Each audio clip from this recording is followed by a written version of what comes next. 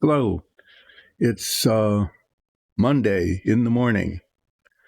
And so that means it's time for relaxing painting with Dyson Dungeons. But today there will be very little painting.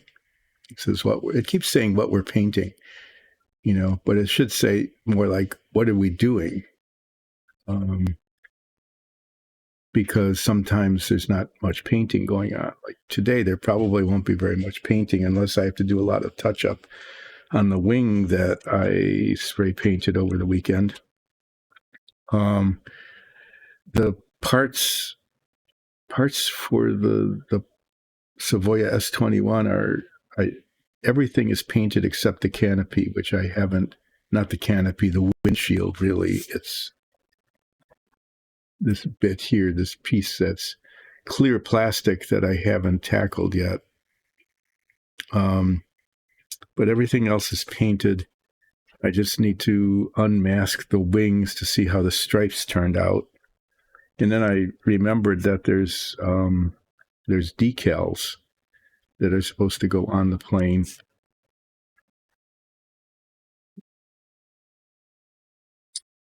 These little bits here go on the tail. I should have done those. If I'd remembered and got it in the right sequence, I would have put those on before I assembled the tail empennage, so that I could have laid it flat. This vertical stabilizer goes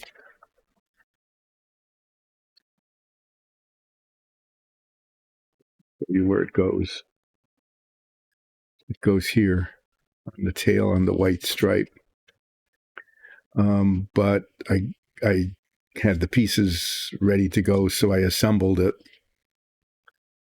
And as a result, now I need to put these on while the horizontal stabilizer's attached as well. So I'm going to do that pretty early in the stream, which means sometime before 11:30, I guess.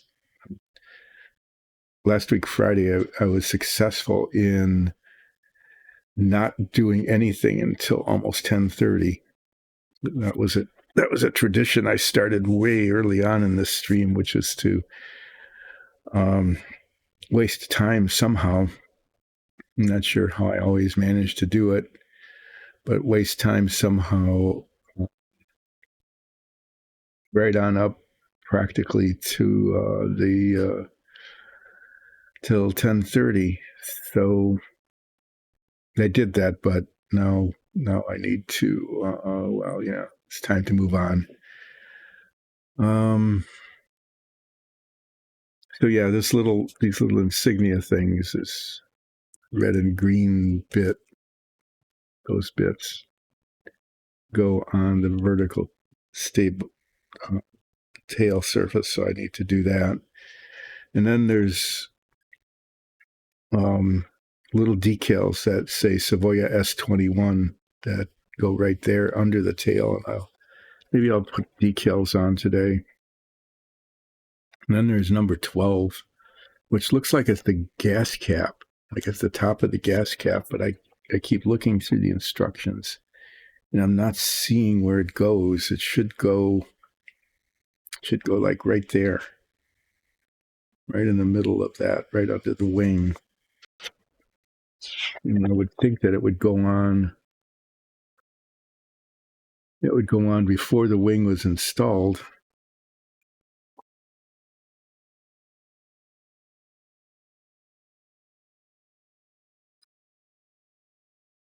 I'm not sure. I really don't know. Scour the instructions here to see where it's supposed to go. Maybe it was put on when that part was first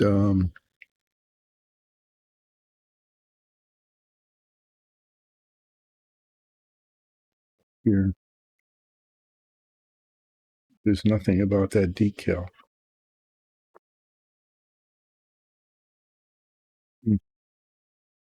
Yeah, I'm a little bit confused by that. I'm not really sure where it goes. There's like a million of these little 18s, and I can't make out what they are. There's 16 of them, and they're scattered all over the place on the model. Like at the top of the fuel tank, of the floats, on the side of the fuselage here, where, on the brackets, I'm not sure if they're supposed to be like maybe rivets. I don't know. I'm kind of tempted to not use them because they'll just look like little round decals. They won't be very nice. And they're really, really tiny, so it'd be a pain in the butt to put on. Well, I'm going to waste a little time here. Maybe waste, I don't know. I need to look at them. I hadn't really paid attention to them before. I just noted they were there. I'm going to put this on and look at them under magnification to see if I can tell at all what they're supposed to be.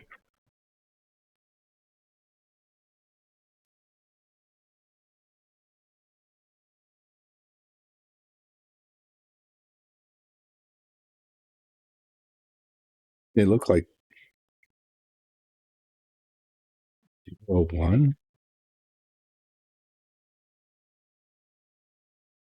I have no idea what they're meant to be.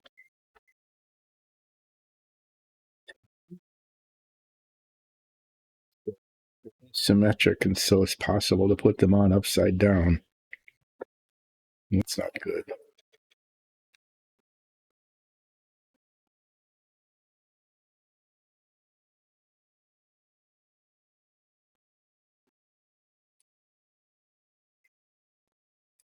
I have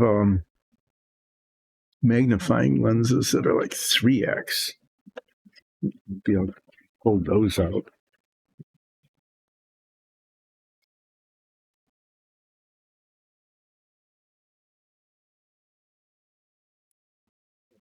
Any difference?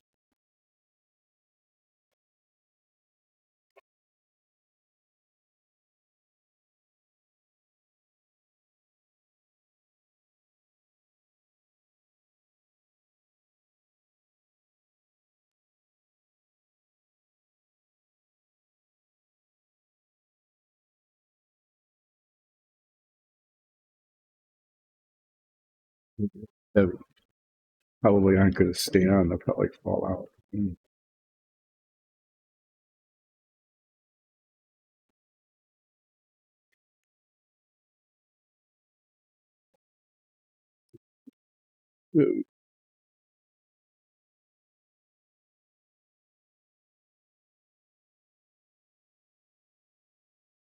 Yeah, they just say 01 on them.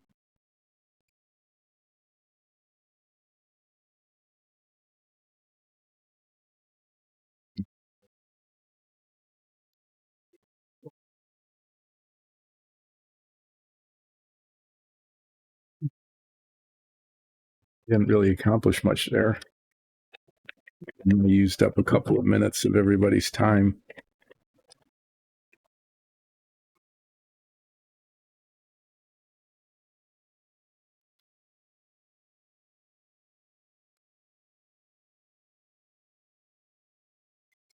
So if that other decal is supposed to be like the filler cap, I need to put that on before I install the wing. Otherwise, I won't be able to get to it. I guess, in order to do that, I do have an excuse to just poke through the instructions kind of to see if there's any hint at all where number 12 goes.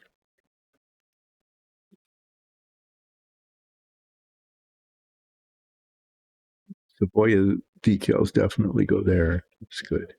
There it is. Of course, there it is, right there. I didn't look over to the side. Number 12, that is the gas filler. It goes over the gas filler cap. Let's see if I can get that on there. That'll be a little bit of a challenge. The gas filler cap is kind of embossed. I managed to clutter everything up here pretty badly. Oh yeah, this is me. This is Seth Ralph, the Furbog fighter. And I started working on it. I got the head, and yeah, part of the flaming longsword going. I need to finish the sword and then start working on the armor. And I've got, yeah, just to let you know, I got these pieces of cardboard that are spray painted the gray primer that's used on that figure. And what I'm going to do with these is test different armors. Okay. I'm going to test different. Same thing happened here that happened to the horizontal stabilizer. There's just the plastic underneath is just different. Well, it doesn't look too bad. Yeah, I want the armor to be it's to shear a noon mithril plate. It's hugely amazing, expensive, I guess. Legendary, almost legendary magic armor that belonged to one of the founders of the Tashiranoon cult. It's made by Untaro for Ramardin.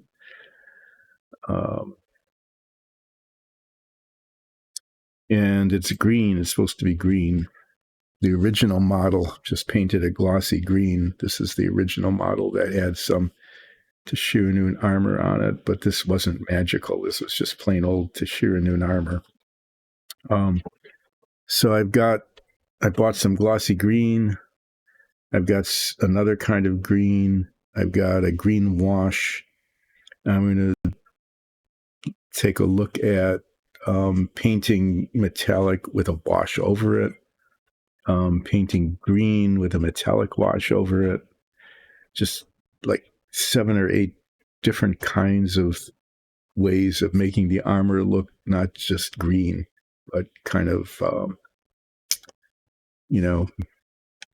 magical. But we do that today. I really should work on the Savoia. So while I'm talking about working on the Savoia and getting out the box of done parts, because most of it's actually done.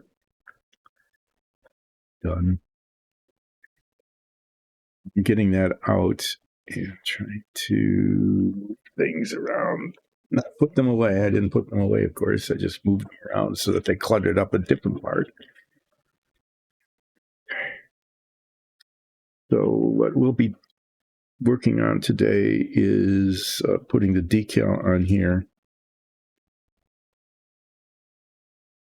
And probably the decal that also goes right under here. And then getting this to fit and attaching it. And then putting the floats on the wing. Need to do that. I need not be touching these as much as I am, because every time I touch them is an opportunity to break them.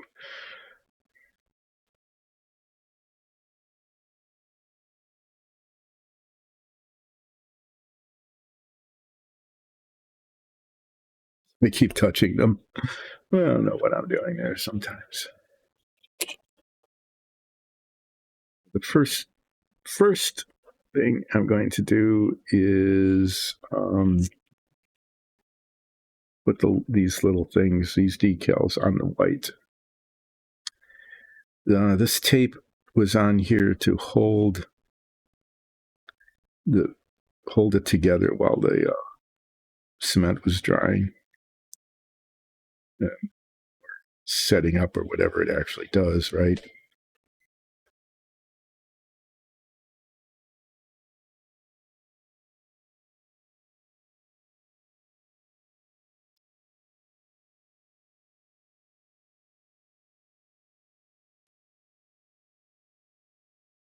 Gripping. It's definitely gripping.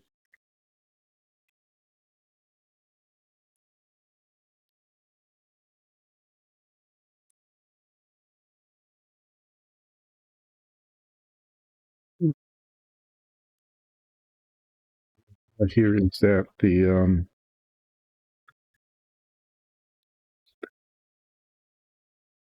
just looking at how the stripe lined up, and it's okay. It's not perfect. because of the rudder opening there.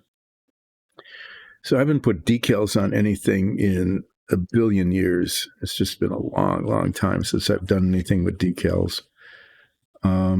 That's not exactly true. I put a decal on the instrument panel because one of the options instead of painting it was to put a decal on it.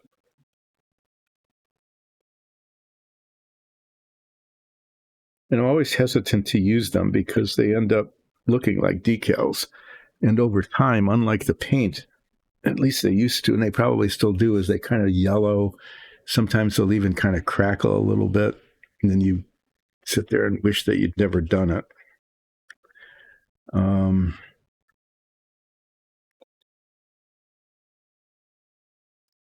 But this is kind of an important part, the little insignia there of the plane.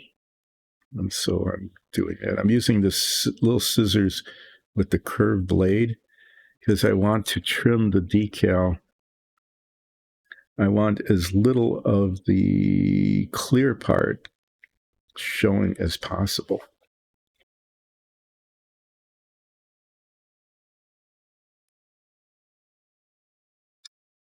Try to trim it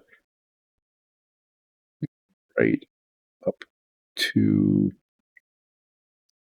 yeah, isn't too bad. The thing is, there's like a 64th of an inch. You probably can't really even see it, but if you've played with decals before, you know that that basically they're paint. They're just paint, and the clear part extends a little bit past the paint part, and ideally, that clear part, that 64th of an inch, would actually be trimmed off so that it doesn't show around it, so it looks like it's just painted on. But the danger in attempting to trim that off at my level of skill is that I would actually cut into the paint, and then it would mess up the decal. So I know I should, but I can't. I should do this, but I don't have that level of skill.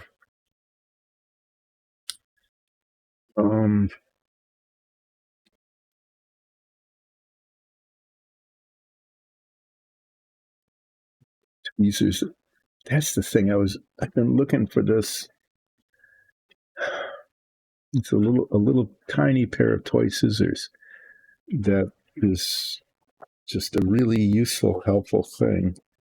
And I've been looking for it and couldn't find it, but it's right there. I left it. Tweezers, on the other hand, that should have been put away. If I'd put them away, I'd know where they were. Okay, that's why I keep telling people not to necessarily do things as I've done them, but that if you put things away where they should be, then you can find them again when you want them. Right? And if you don't, then they're somewhere else, pretty much just lost.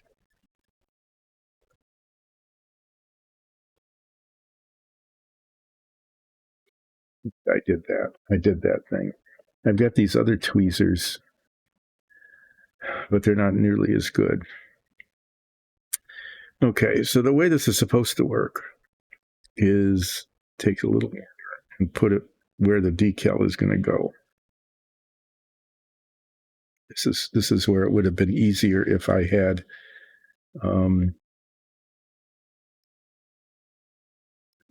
not attached, if I had not put it together. Now I've got water flowing all over the place. As a kid, putting the decals on was always the last thing. It was like the ta-da moment, the moment of successful completion.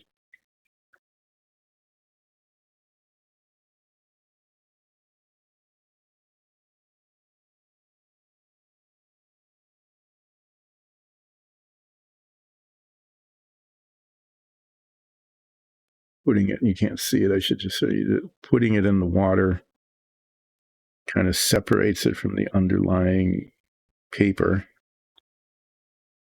There's always this thing, the how long does it take, and does it come off and then start floating around and sink in the water, and you have to fish it out and hope you don't fold it in half.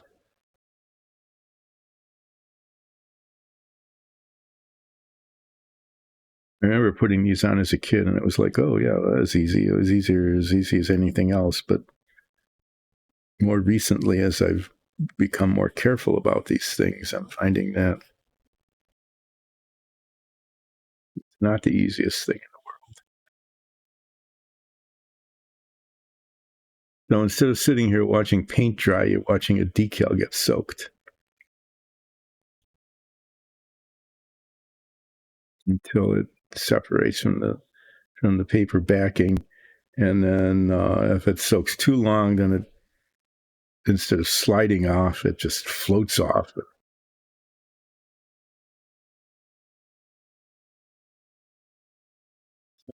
I'm just gonna whine about it.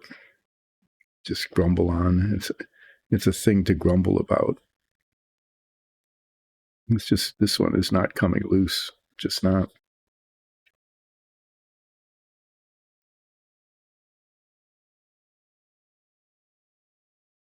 There's this temptation to kind of like shake it like that. That doesn't do anything at all. Has no effect, but it feels like I'm doing something. So there, I'm doing a little bit of something.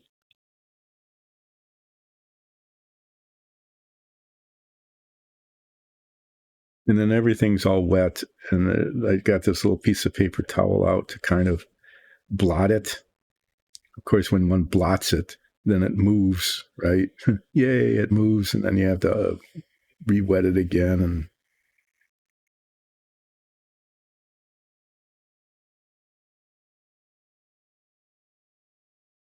starting to come off.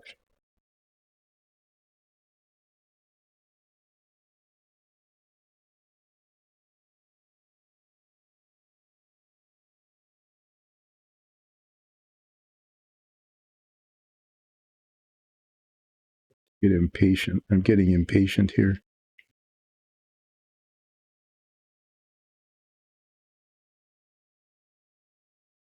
Still not. It's not ready. I suppose I could just leave it. Just let it fall to the bottom and soak. And I also suppose I could get the other one going.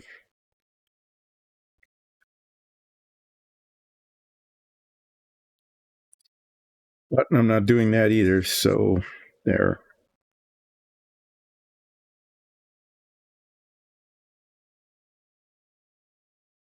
The life of decals.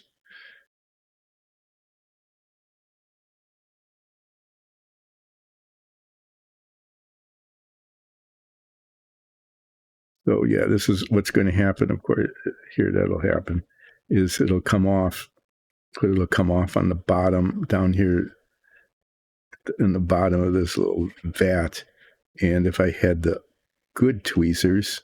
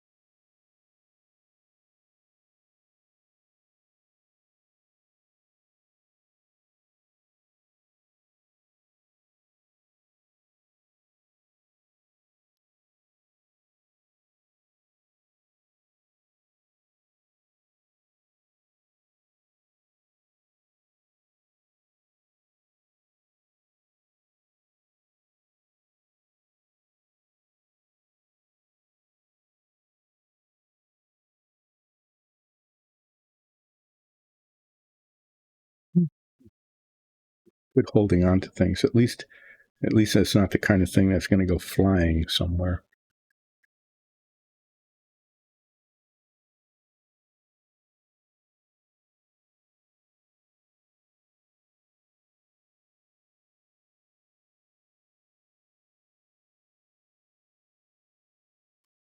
Sure that it's not tilted, which it is.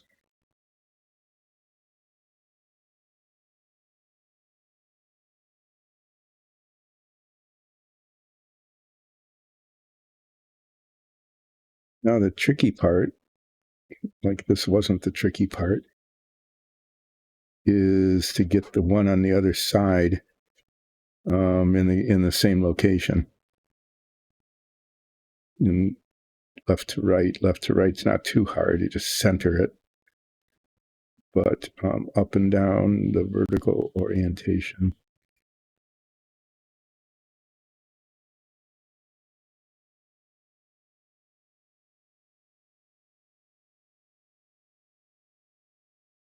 I think that looks okay.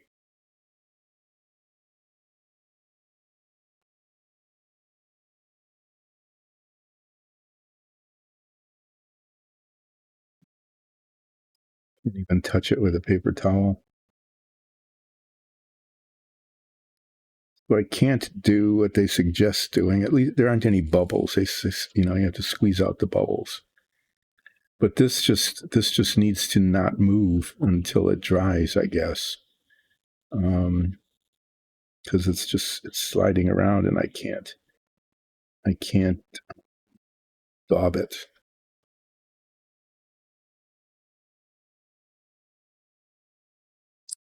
Sit here holding it.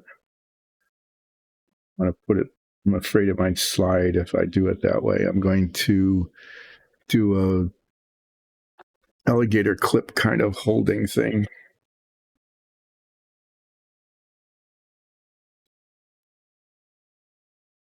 Okay.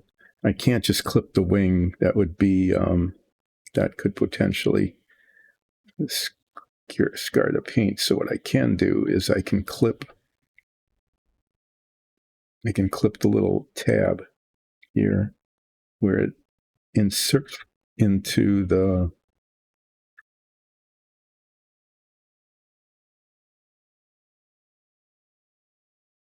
fuselage and do this.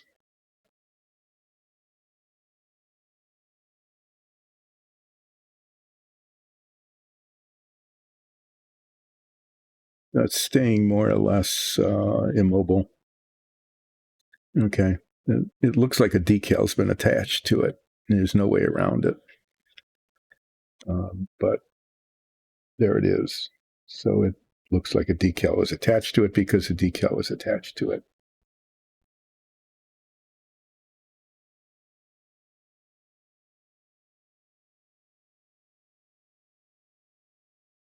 And then I'll flip it over and try to get the other one. I'll try to get the other one in the same place. I've got this really good ruler. Maybe I'll measure. Might even measure it a little bit.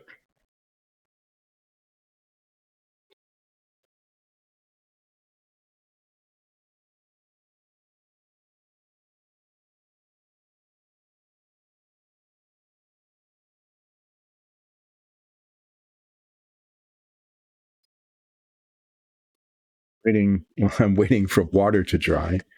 Should we all watch that together? Let's watch water dry here. While I'm waiting for the water to dry, I'm going to keep these out. Why not?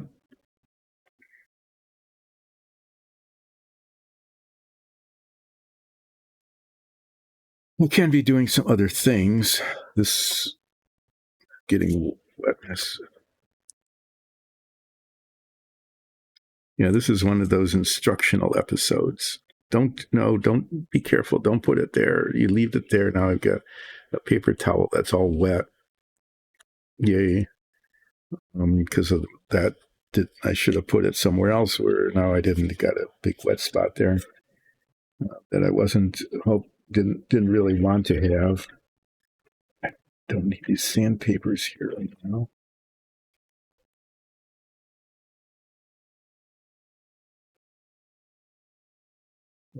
Pieces of cardboard. If I move these to a place away, I'll have another 3 by 7 inch flat surface area on which I can put stuff, like the decals, so I don't get them wet.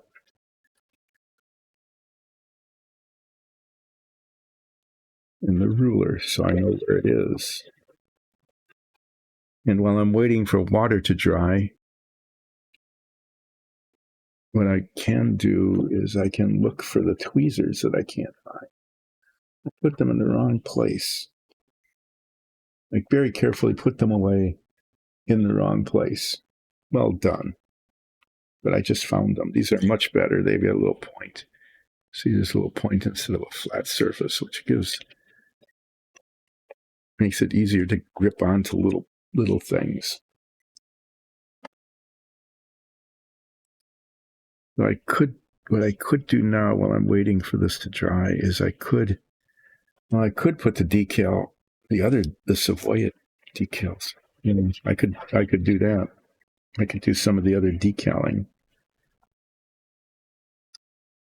You do that. I don't know if you can see it. There's the gas filler opening right there.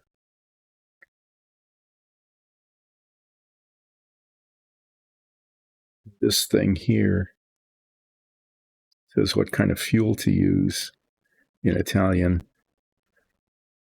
And it's supposed to go there.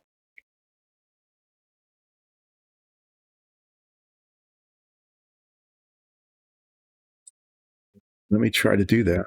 We'll see how it looks. If it looks okay, I'll just leave it. If it doesn't, I might try to dissolve it off.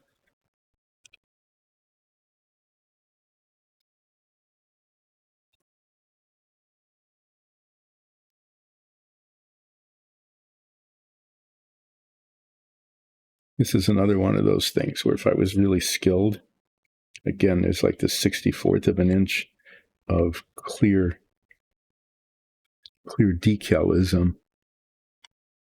decalness around the outside of the white, in that really A+ modeler. They would cut that off, trim it right down to the white circle. Well, I learned my lesson about this. It needs to soak. Soaking it upside down is not a good idea. The reason for that is that if it decides to peel off, it'll sink to the bottom. If it's floating face up, then it shouldn't sink right to the bottom, the little decal part. So what is showing as a white circle there goes right there on top of the gas filler. If I were incredibly skilled, I would actually paint this. I'd paint the rim like a little gray or something, just so you could see it's there. That's not what this is. This decal is like an instruction. It is saying what kind of fuel should go in there. Like, it probably says like A3 aviation only or something like that. But it's in Italian, and the writing is incredibly tiny.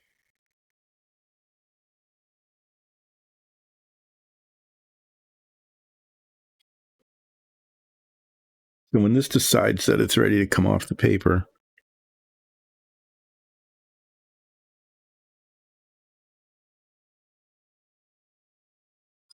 we'll watch water dry on this.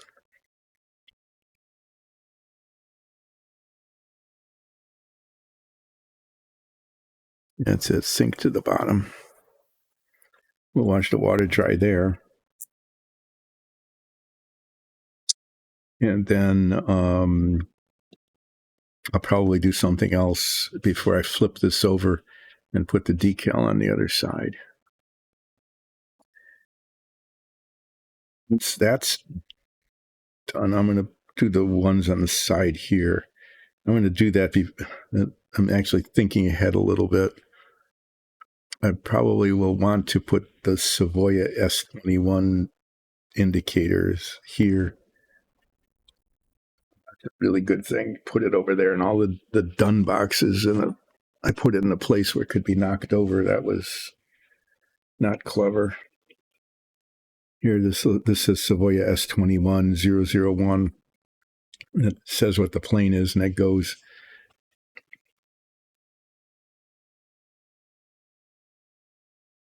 right there, right along here, behind this mark, and before the attachment point. Okay, so right in here is where that goes. That's the attachment point for the little struts for the horizontal stabilizer. I need to deal with those. Those are it's going to be another challenge. I'm not sure if I'll get to those today or not. Find out as the day goes on.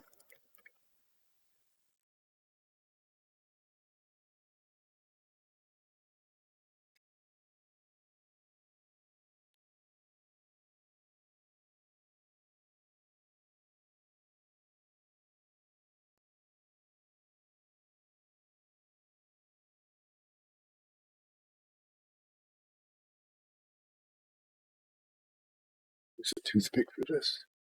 I actually just realized that prodding that with the tweezers could actually tear it.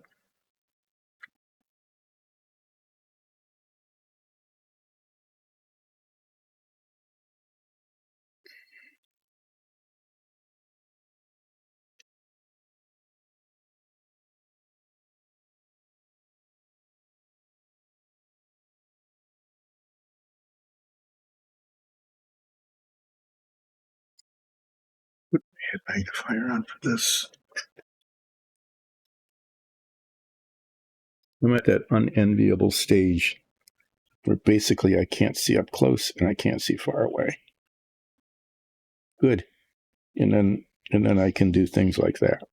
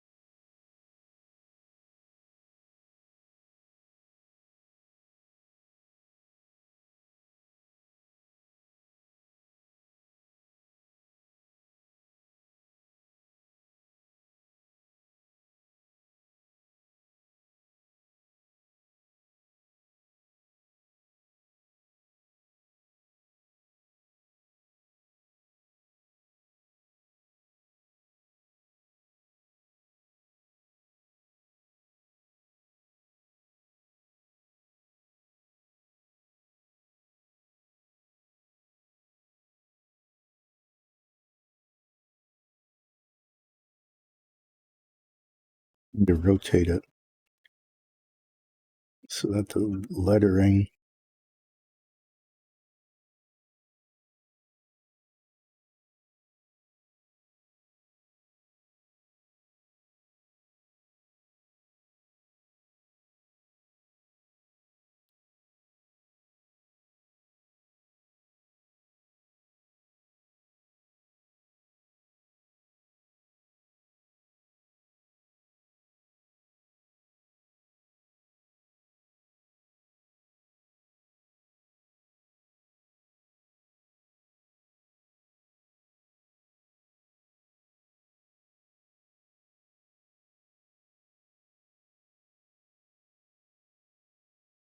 I guess I'm not sure what it says. I can't read it.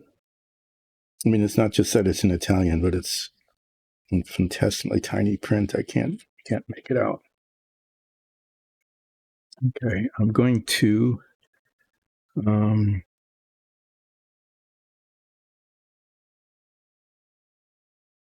going to do one of the Savoia, since it's just sort of sitting there. Do the Savoias. I'm going to want it on the side. I'm going to let this water dry.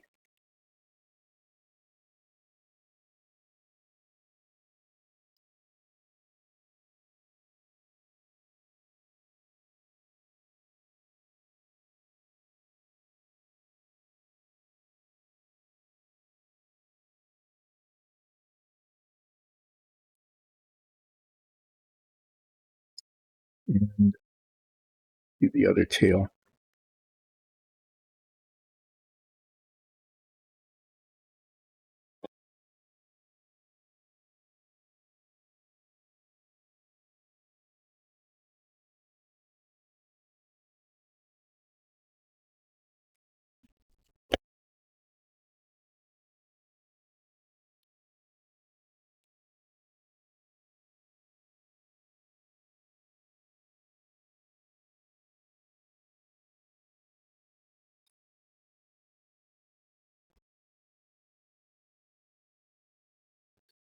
Water dry. There. I'm going to take this little ruler from the bottom, measuring 64ths of an inch is a little too absurd.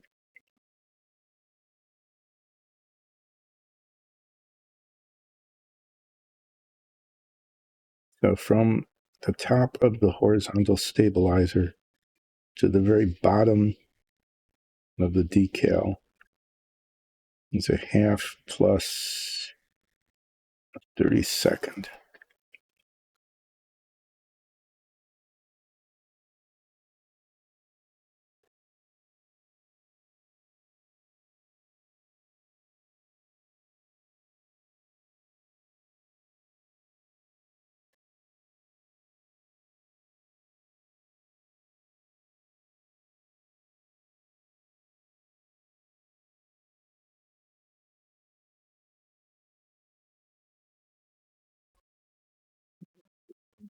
Put that aside.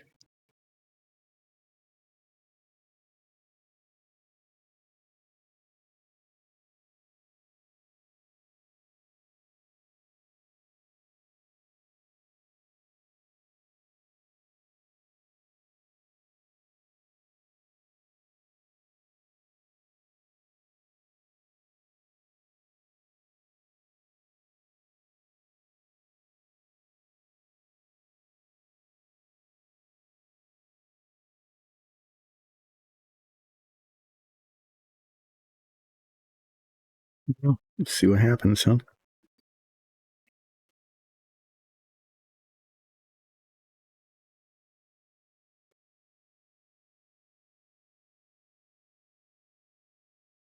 This is also where I get like orientation confused. I'm just looking at this saying, I know I'm going to put it on upside down. Just, of course I will.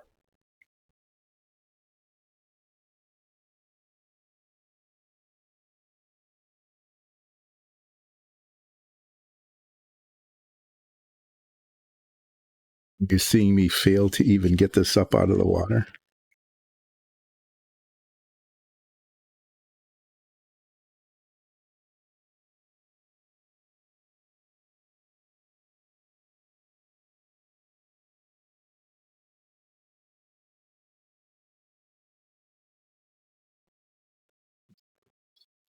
Yeah.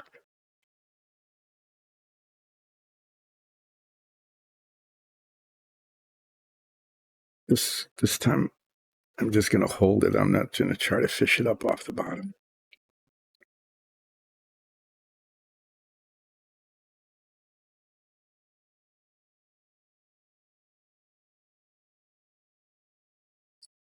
After this water dries, well, I want to put the Savoia ones on either side of this before I attach that. But after this water dries, while the water is drying on the Savoia decals on either side underneath the tail, okay, I'm going to file off the paint on these little prongs down here. Those little prongs fit into the slots on the tail, and there's paint on them that built up from the spray painting. I'm going to file that off so that they actually fit in there. It's really important to just bang into things while I'm doing this. It's just, the more potential problem I can cause, the better. There, now it's sliding. I used this toothpick to slide off the other one, and it stuck to the toothpick. And I was using a toothpick to avoid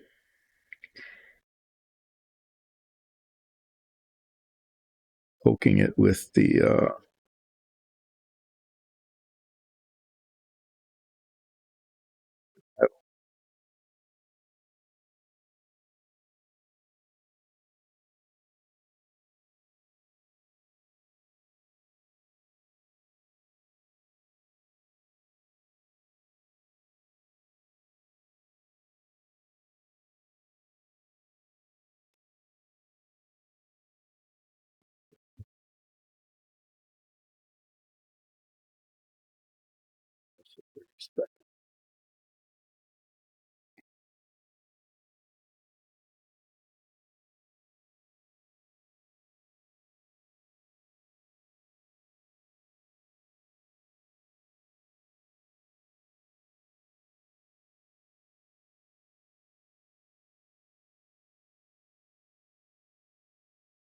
yeah, that's it.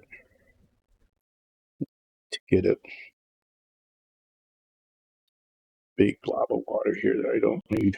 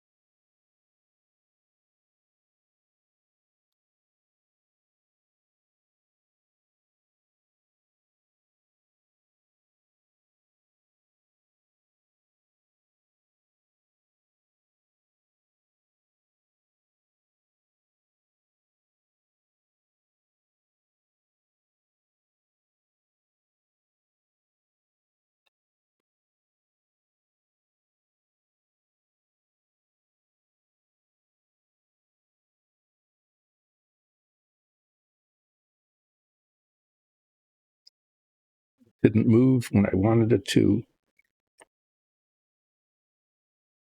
Did when I didn't.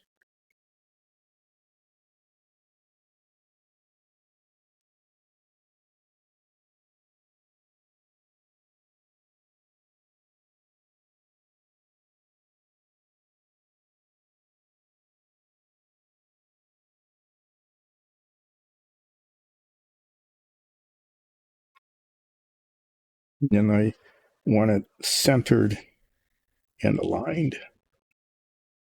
And it looks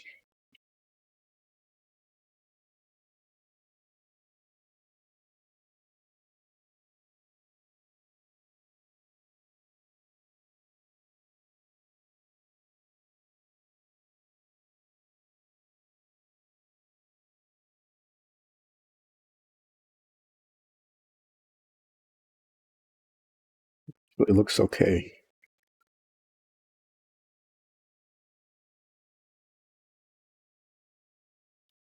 Okay, now we're going to watch water dry again there. Take this back.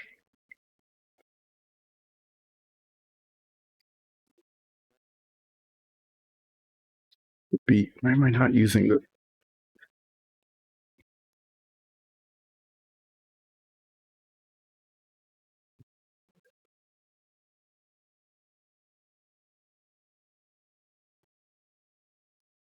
Okay. Enforcer, hi. It's going okay. Thanks for coming back.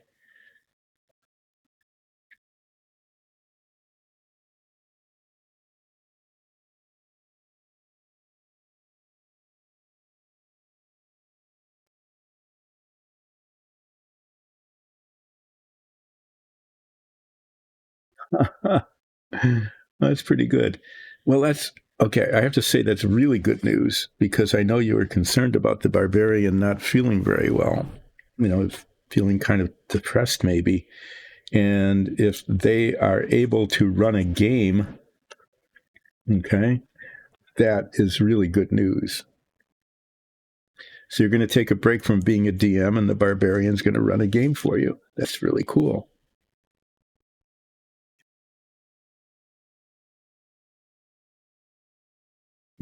That's really good news. I was wondering how things were going because I hadn't seen you last week at the end of the week.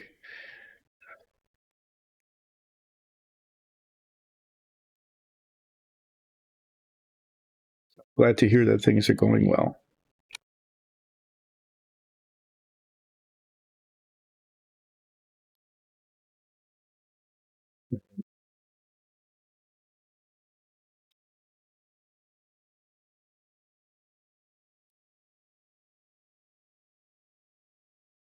You always had a hobby shop. Yes,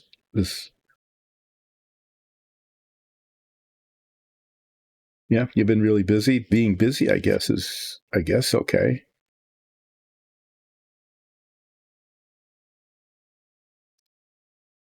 So speaking of being busy, which we weren't until you just mentioned it, I've got these other. I'm going to try these.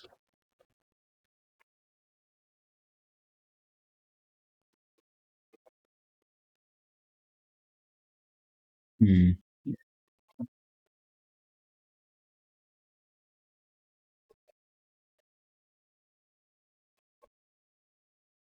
So these are like kind of opposite tweezers. They're spring loaded. Look at that. See, you push them down and they open and then it clips. I'm going to, instead of just letting it float aimlessly to the bottom and then have to try to fish it up, I'm going to use this that I just remembered I had. Set it like that so I don't have to fish it out. That was almost a clever thing that I kind of almost remembered to do.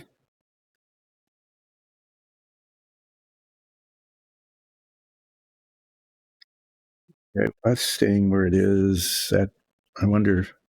I guess I'm gonna mess around. Oh, you're still looking? Yeah, and I don't know. I don't know where you live or what the employment situation is like there. I know it's probably going to be a little bit harder for some people to find work in the U.S. anyway. I'm not sure though. I guess we'll see.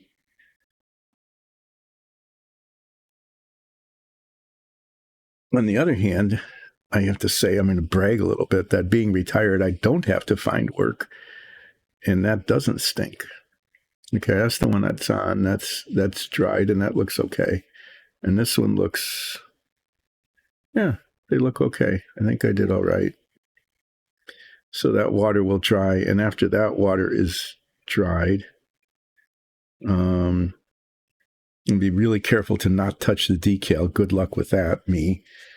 And I'm going to get a needle file and clear off the paint on that prong on the bottom where it goes into the fuselage.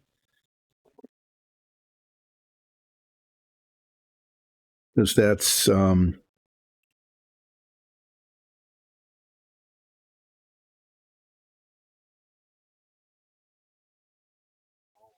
You're out in the woods. Yeah. That makes, if you can't drive, that makes transportation really difficult. So that pretty sucks.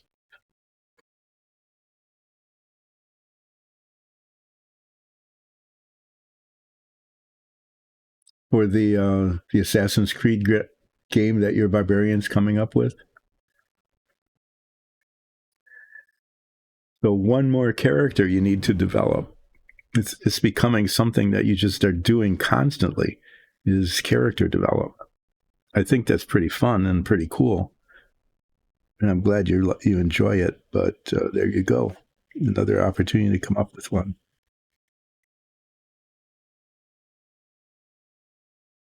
So what are you thinking? Yeah, so you depend on like family and friends and so on to do transportation. Getting around is, until you don't, until you're having trouble getting around, people don't realize just how important it is, how critical it is to just about everything.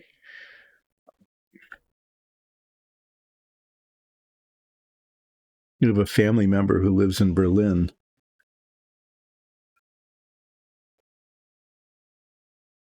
They don't have a car. They don't,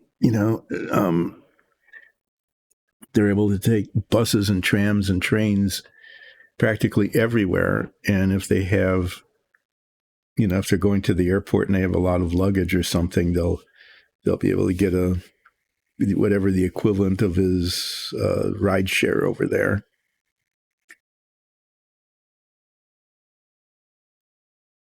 We visited a couple of times, and it's pretty, it's pretty easy to get around. Okay, now I need to get this here. That's an awkward location.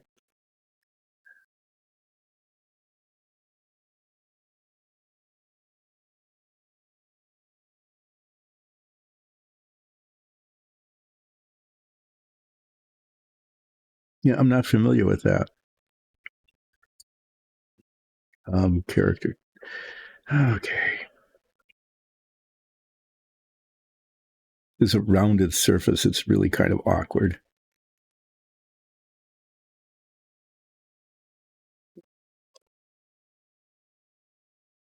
Wow, that looks really good. It was hard to read it against the paper background, but it really shows here. I'm going to put it closer to the front than it shows on the instructions, because I need to put things on the attachment points. I don't want to mess it up. Try to line it up with this here. The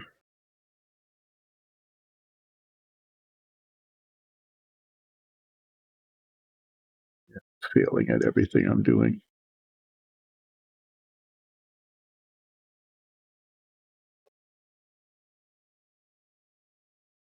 Getting it in the right place, and I'm not lining it up. There's a bubble in it.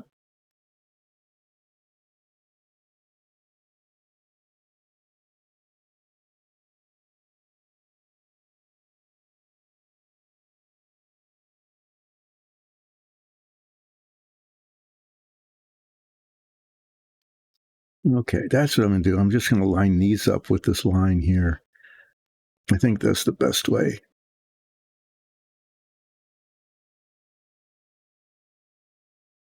Not going to be able to do that on the other side, though.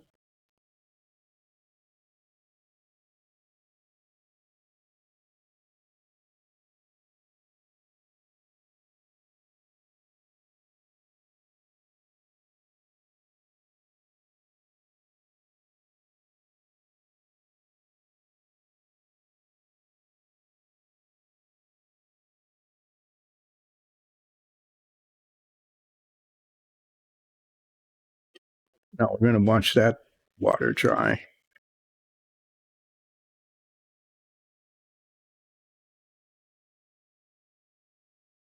And then I will try to do the other side.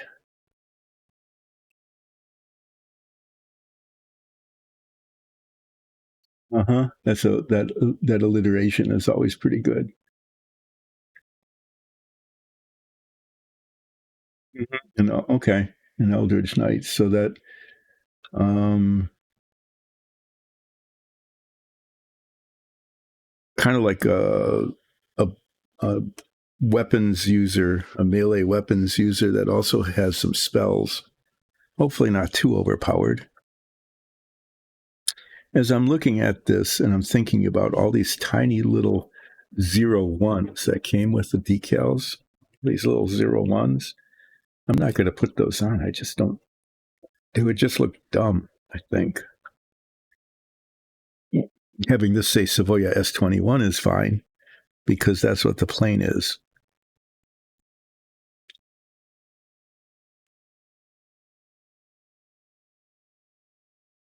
And the other thing is to do this on the other side.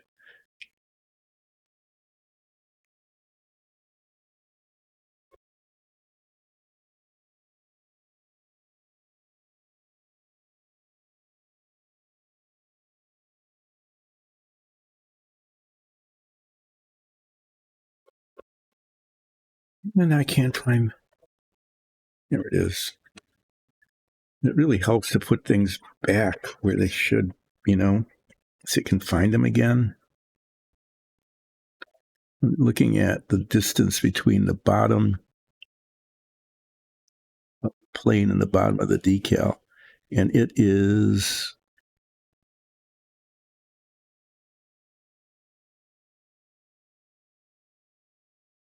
3/8. It looks like.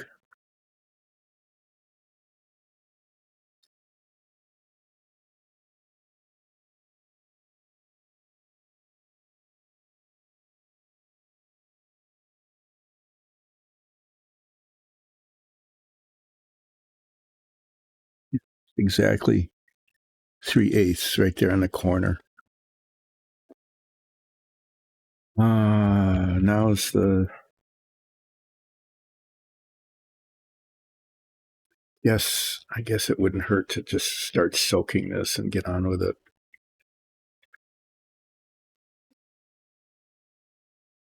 I'd like that to dry a little bit more.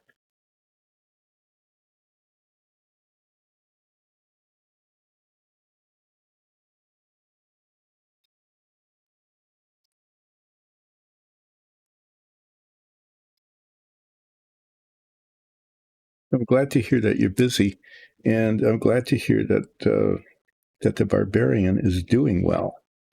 That's really good. I mean, that really, really is very good news.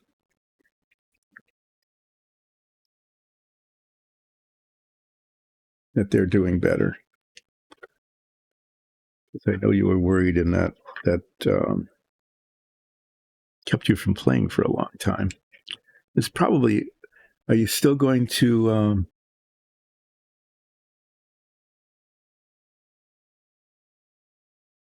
Well, there's always that possibility, is that you just overpower a character. But that it's kind of up to whoever is doing the DMing to make a determination about whether that's going to be permitted or not. In this case, you're not. I think it was really thoughtful of the barbarian to think of you and that you've been doing DMing every week. Are you going to take a break from that? Are you going to take a break from DMing altogether while you're doing this other thing? Or are you going to keep doing that as well?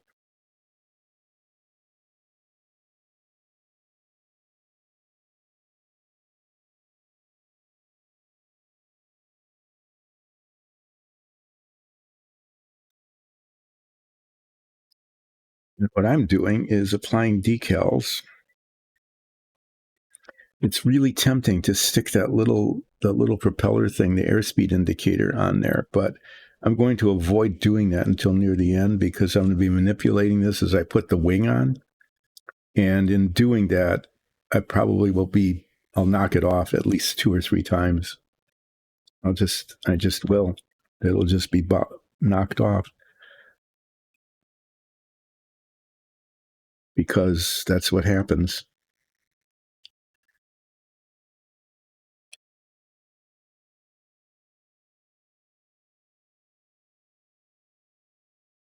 The Savoia S.21 that's on here also needs to go on this side, and I'm going to just be looking at the top here, trying to get them to be symmetric. Here's the gas cap filler thing, and it is what it is. Looks like a decal.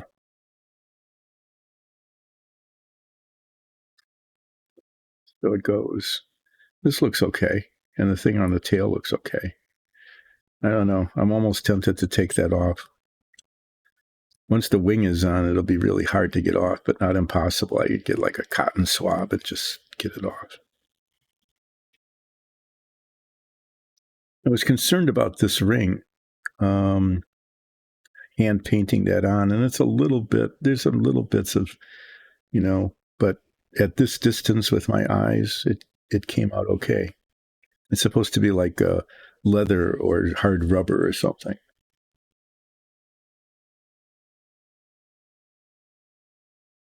Okay, that seems fair. That you'd be willing to do that if they wanted you to do it. But it's also nice that they would think of giving you a break. Because sometimes, well, it depends on how busy you are and how much you really enjoy it, right?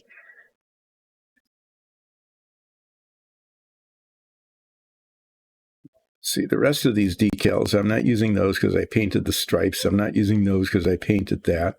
I'm not using these because I've got Porco Rosso in there instead of it just sitting on the seat. And I'm not using those. So I've got these Porco Rosso insignia that are actually numbered. And I think what they're designed to be for is the base for the Porco Rosso minifig.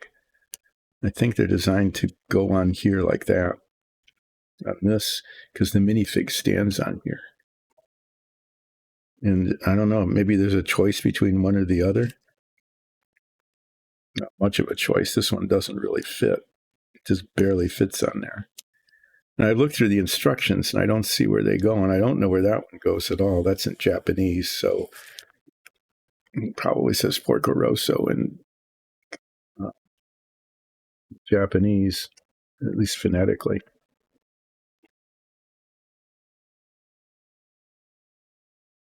Well, I'm waiting for the next bit of water to dry. This side. Oh, well, thanks for dropping in. And yeah, I'll be here until 1 today, probably. I'm going to do the full session today. I'm just doing a bunch of assembly things. So I'll see you in a little bit.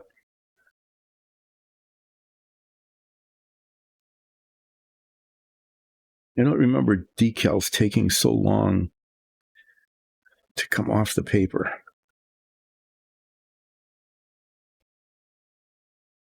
It wouldn't seem so long if I had something worthwhile to talk about, but I don't.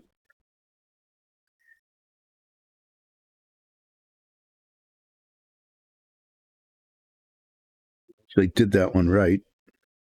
I slid the paper out from underneath.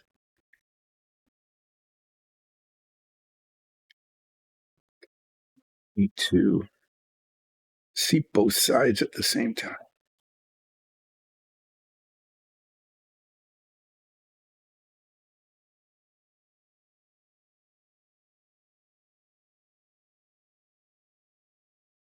It's almost just right.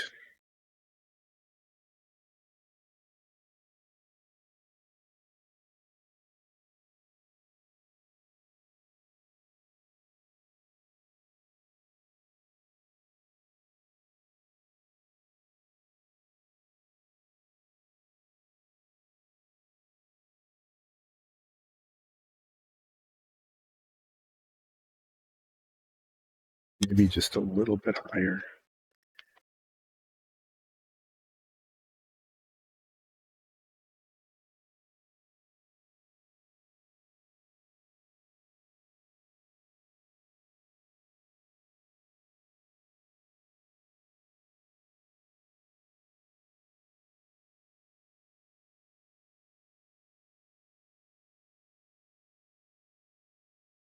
I know I measured the other side, but I measured to a place where it isn't the same place. I need to measure like to the top of the decal, not the bottom.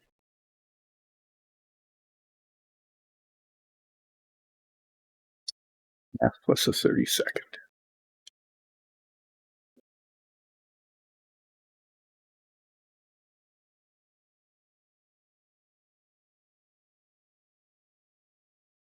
It's actually really, really close. Now it's a matter of just letting it be instead of messing with it and then screwing it up.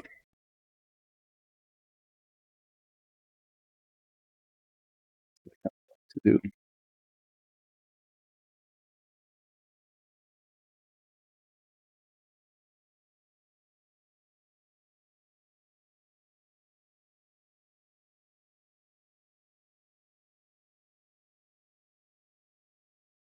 I see the orientation.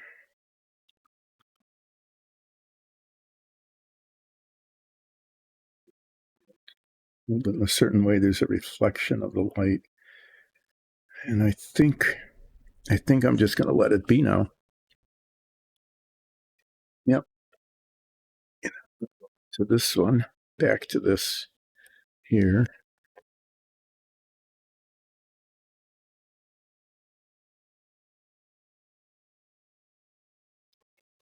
And now, without messing up the decal,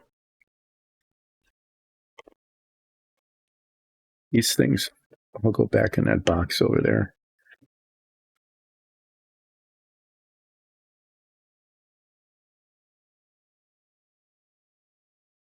To clean off the paint that's built up on these.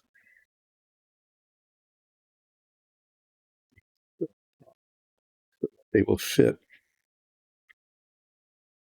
into the slots on the fuselage.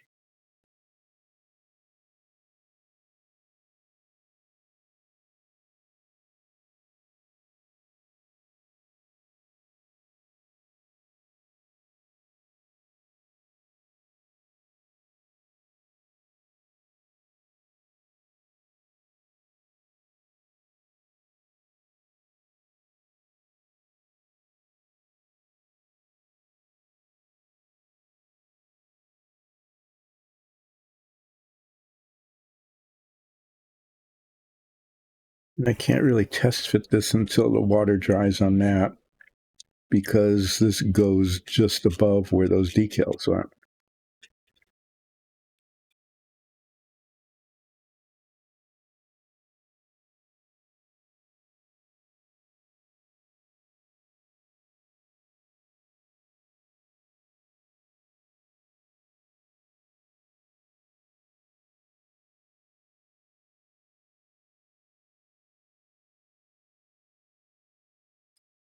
The bottoms of these things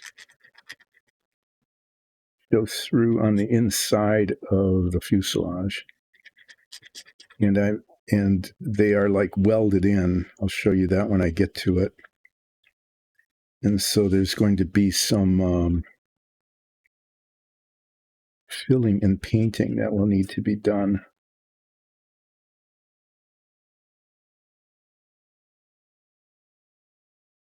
Once this is attached.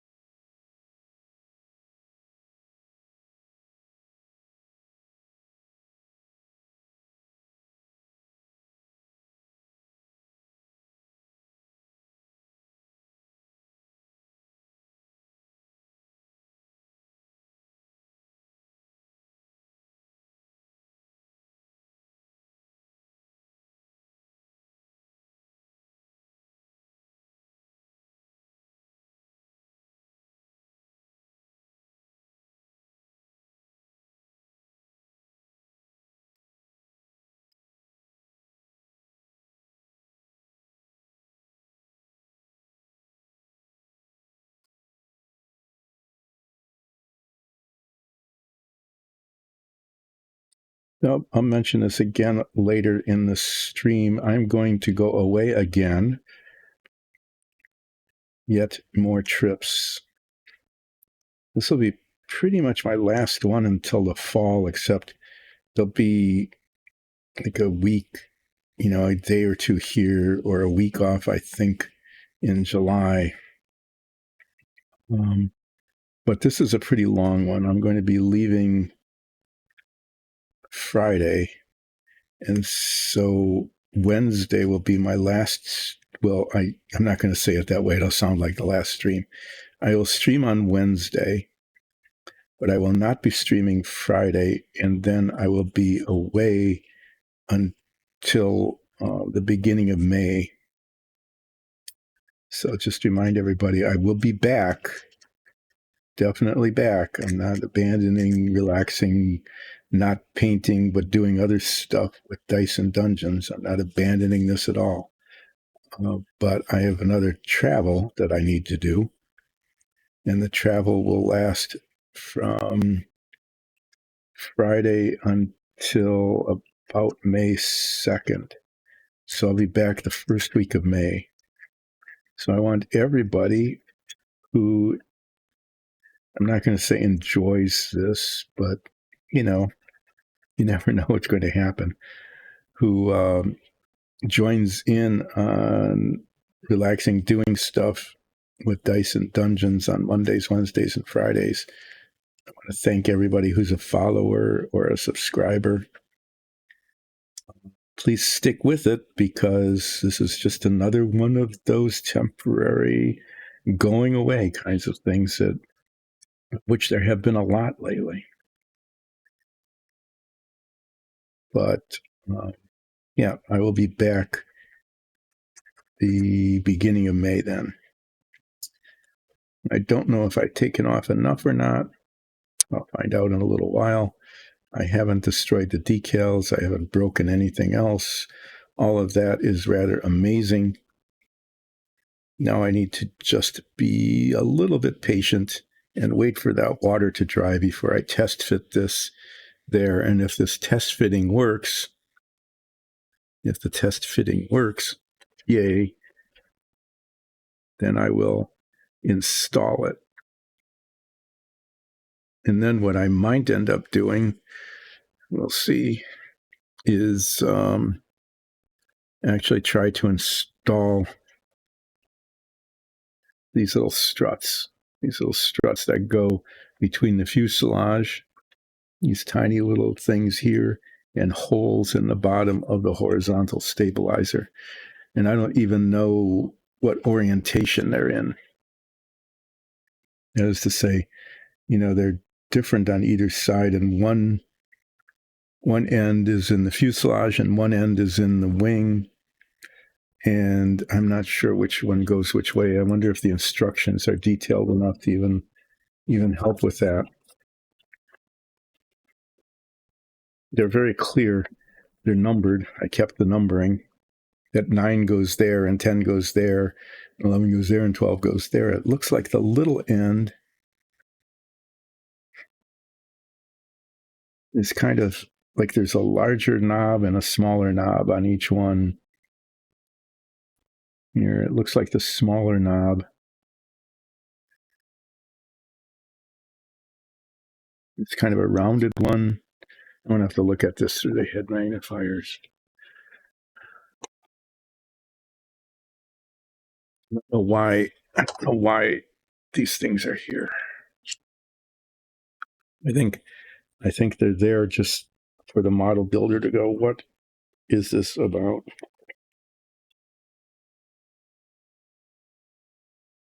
There's kind of a longer end and a shorter end. And it looks like the longer, it is not at all clear.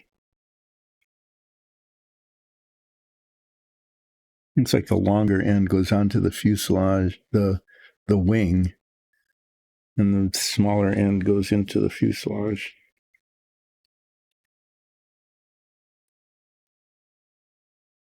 Not oriented the same way here. That's the longer and that's the shorter. This one's the opposite direction.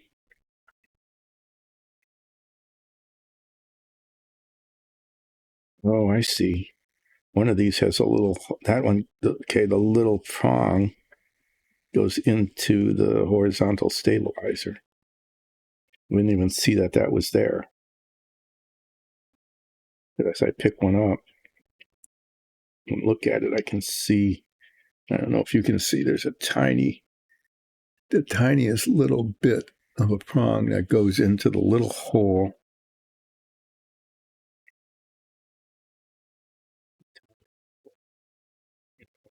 Stabilizer, and it's angled.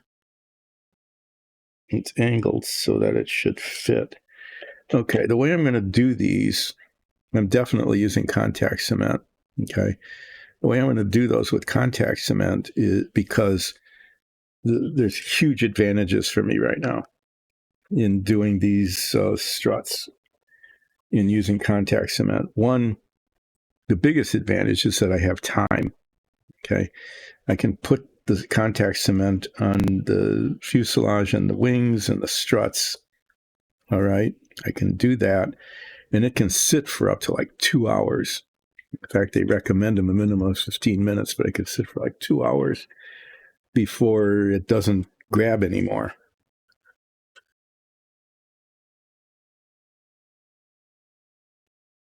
So what I can do is I can put the contact cement on all of the parts, like both ends of this and this, like both ends of all of this, the contact points, all 8 of them, the 4 here and the 4 there, put it all on, and then attach these.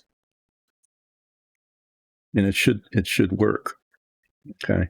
If I'm not sure about that, I can just do one side and then the other. But that's it. And I'm going to have to use head magnifiers to put those on. Seriously, just to even install those little things, because they're just so tiny. Let's see if this fits.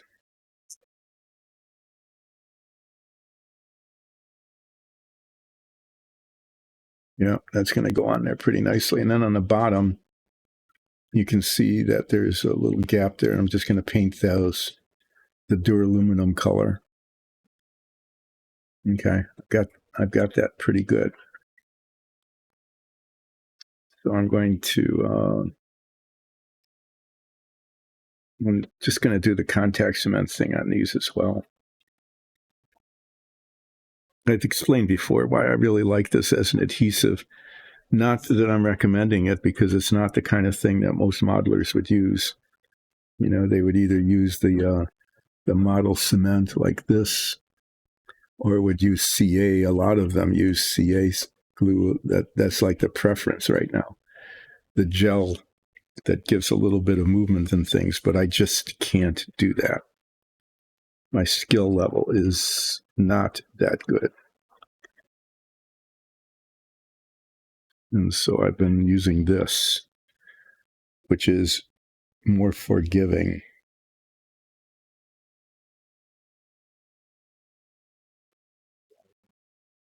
Stuff that's forgiving. And it holds pretty well.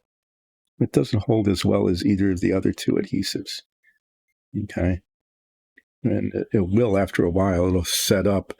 Eventually it'll set up so that it's that grabbing that hard. But initially it grabs, but it doesn't, it's not extremely solid in terms of its grabbiness. I don't know how to describe it. The words aren't coming to me. It doesn't like weld it. It adheres it. It's a little like rubber cement, which in another way is okay, because you can then take them apart, which I've had to do more than once.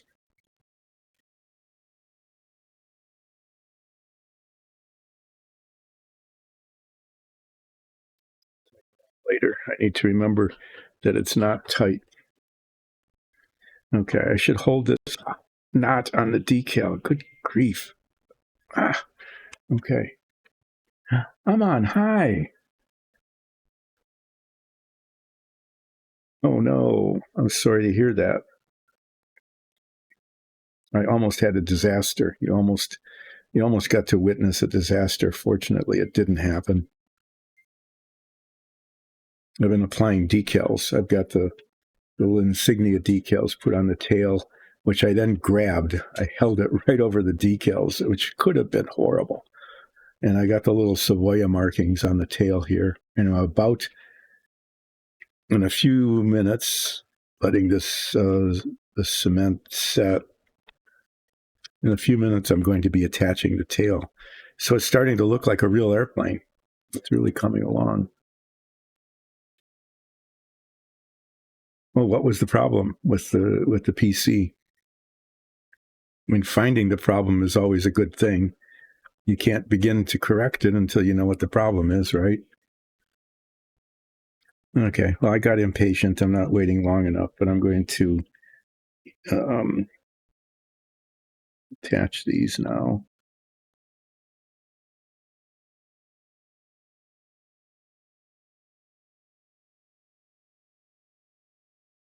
Went in perfectly easily before. Now it's there. We go.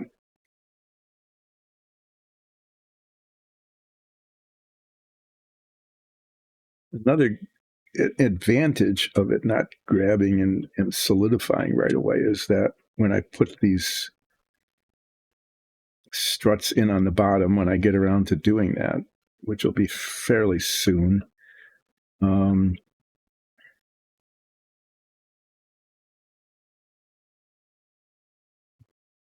there'll be a little bit of a give.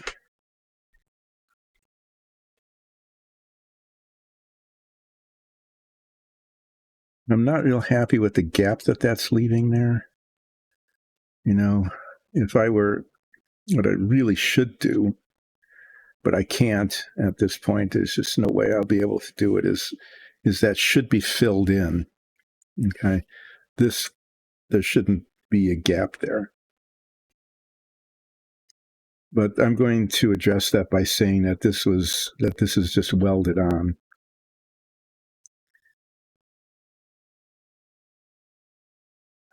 There's nothing I can do about it. Realistically, I could fill that gap in and repaint it, but that would just be, it'll be a next to impossible task for me. So I think I'll just have to live with it.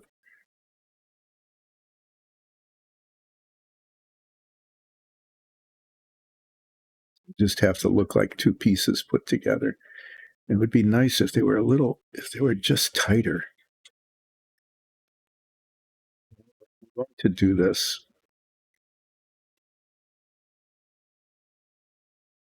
Not sure why. I'm not sure what's happening here.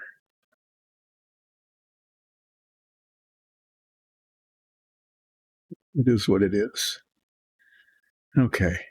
The thing on the bottom here, those four little struts go between these holes and those attachment points.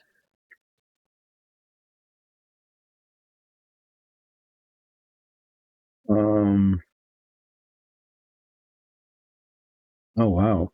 Your graphics, the software, so it's not on the card. It's not the graphics card that's working okay, but the software is a failure. Have you I'm not going to try to give too much advice, but are your drivers up to date? Has there been like an update or something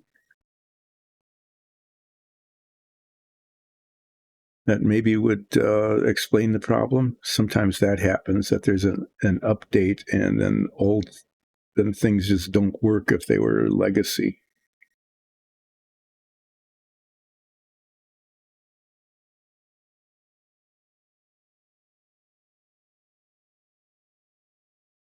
Oh my. Okay. Yeah, that's always a desperate kind of move, but sometimes that works is you just stop it all off. You just get rid of it all. And then you upload all the current drivers.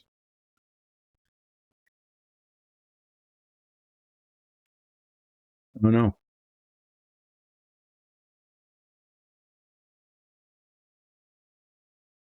Hi, who?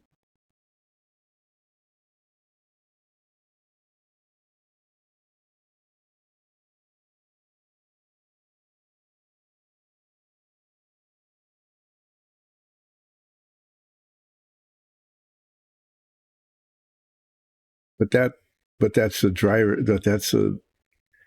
It was working before.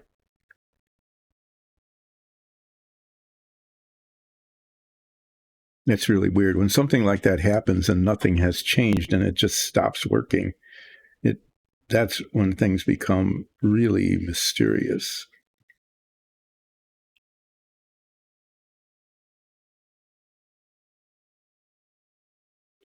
But this is just going to set for a while.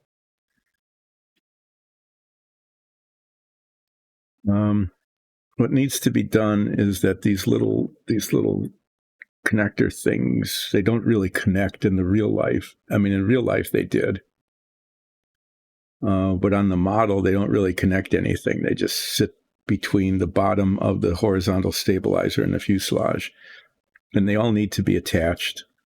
And I haven't lost one yet. But I want this to set a bit before I tackle this part. So what I'm going to do is I'm going to unmask the wing. I painted this over the weekend.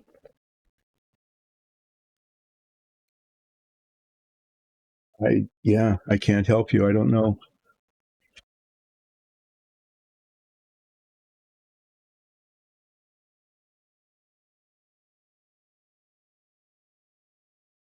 That just it stops making sense. Unless is there any indication that there's a hardware failure? That maybe something actually failed on the graphics card?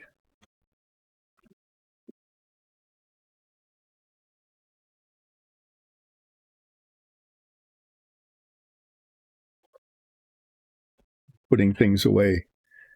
Look at that.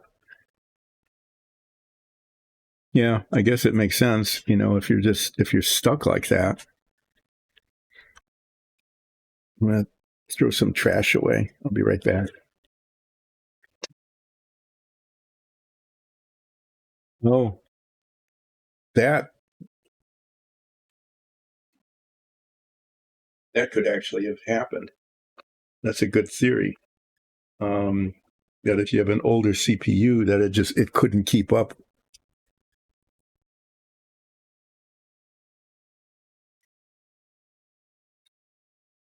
Yeah, I am not one.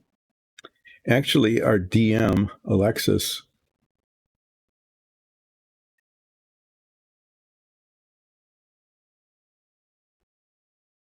um, is actually just amazing with this kind of stuff. If you feel like it, I don't know if this would work or not. I'm not sure how she'd respond.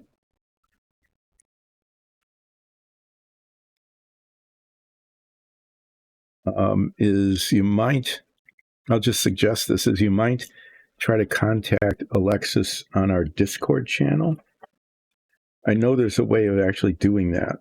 I've I've done that a little bit with one other person who is a follower. Is I think it's possible to do sort of like in the general. Well, there's that, but yeah, you'll need to find somebody local who knows what they're doing. Try to take this tape off.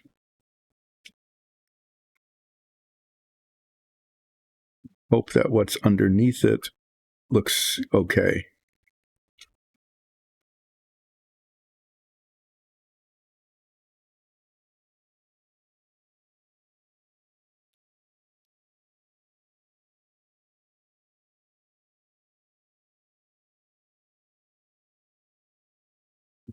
Sticky tape. Oh, that scared me for a minute. This actually looks okay. Is that a little bit of red there? I might just try to rub that off. Oh, anything would have gotten under there, but just end up leaving it. Okay, well, that's one side.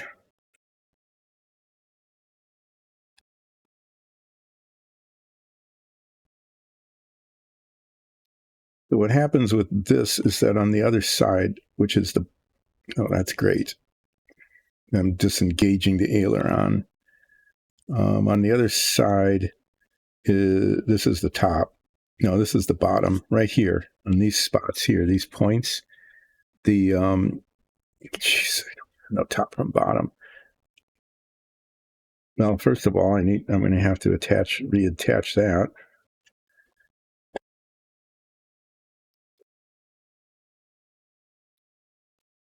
It tapes at my fingers. Things are flopping all over the place. Ailerons are coming unglued. Literally, they're unglued.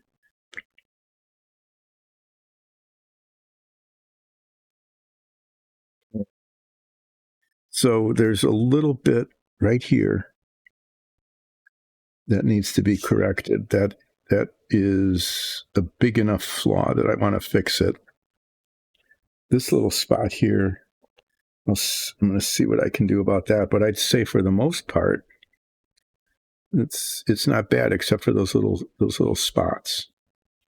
This, I mean, obviously it's broken. I'm going to fix this and then reattach it.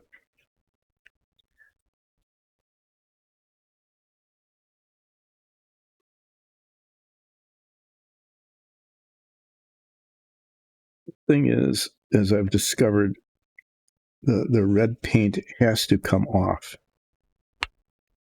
The red paint has to come off. Otherwise, the white paint will dissolve the red paint and I'll have a pink spot there. I discovered that the hard way. The hard way being, well, that made a mess.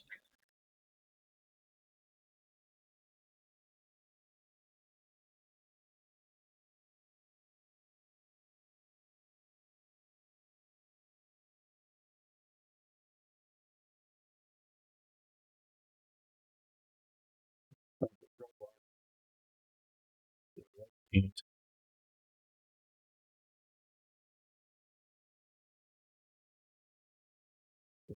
Starring the white paint very much.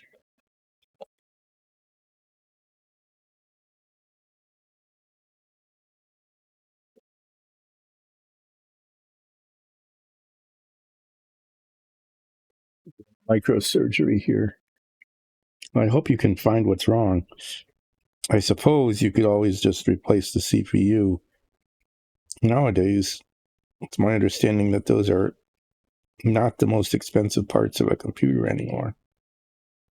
The most expensive parts are the graphic cards.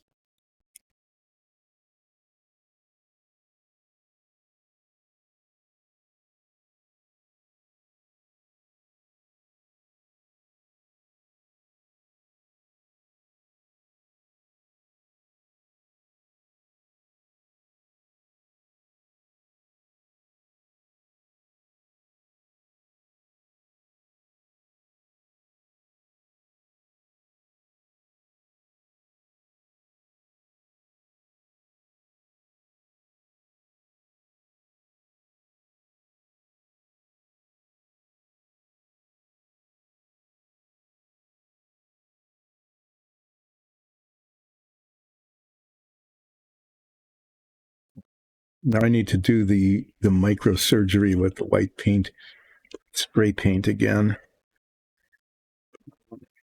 We've done this before, so I'll do it again.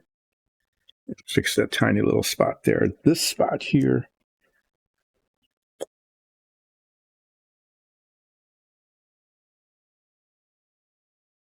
to do about that. I'd really like to be able to just rub it off. I'm not going to do any repainting there. It may just have to be there as a reminder that I can't do A+ work.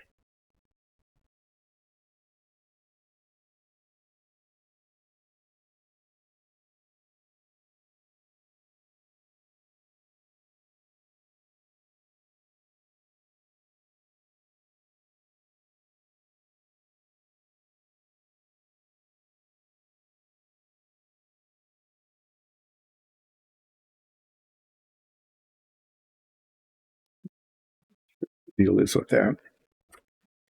Okay.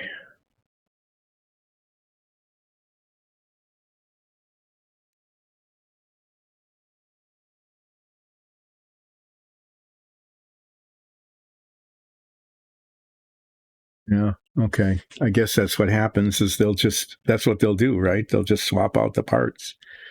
There's no need for this to be here, this part to be here. I'll put it aside because I'm just working on that tiny little thing there.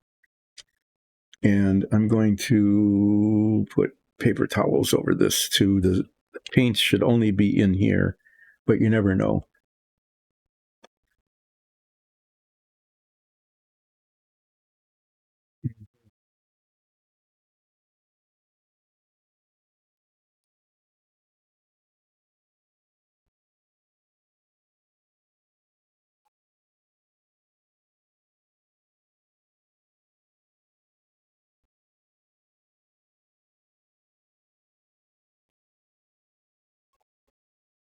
This is the not recommended method of doing this, but it's the only way I have to do it, which is to spray some of the paint into a container, get it on a brush, daub it.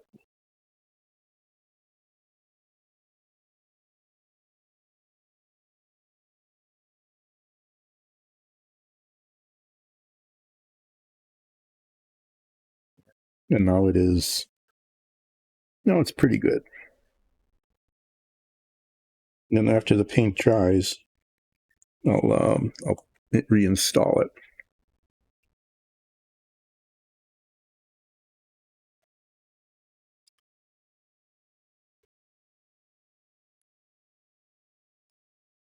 The other downside to this is that I need to use lacquer thinner to clean the brush.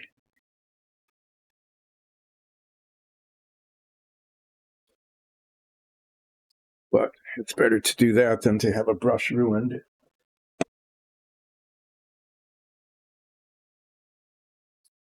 After I clean this brush, I'm going to do some serious cleaning up of the workbench area here because it's just gotten way out of control. And then I have to decide what I'm going to do next.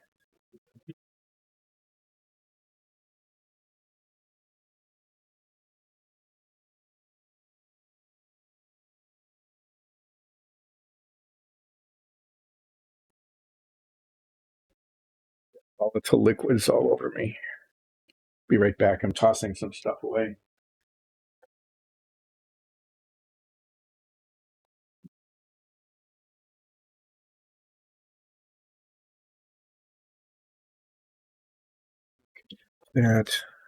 This goes here. This is going to get knocked around and probably who knows what will happen to it. Put it over here on top of this. Tweezers go here. I'm not using these decals anymore, so I'm going to put that back. These are going to go back in the Savoia box. This piece of cardboard. That's what held the wing when I painted it.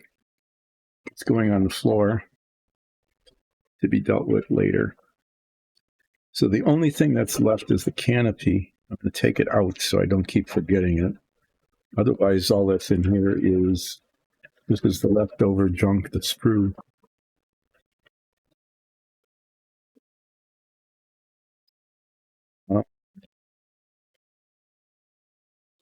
Here, oh yeah, this needs to be capped up, although I'll be using it again maybe pretty soon. I'm not sure. What is it, almost noon? I've got about an hour left.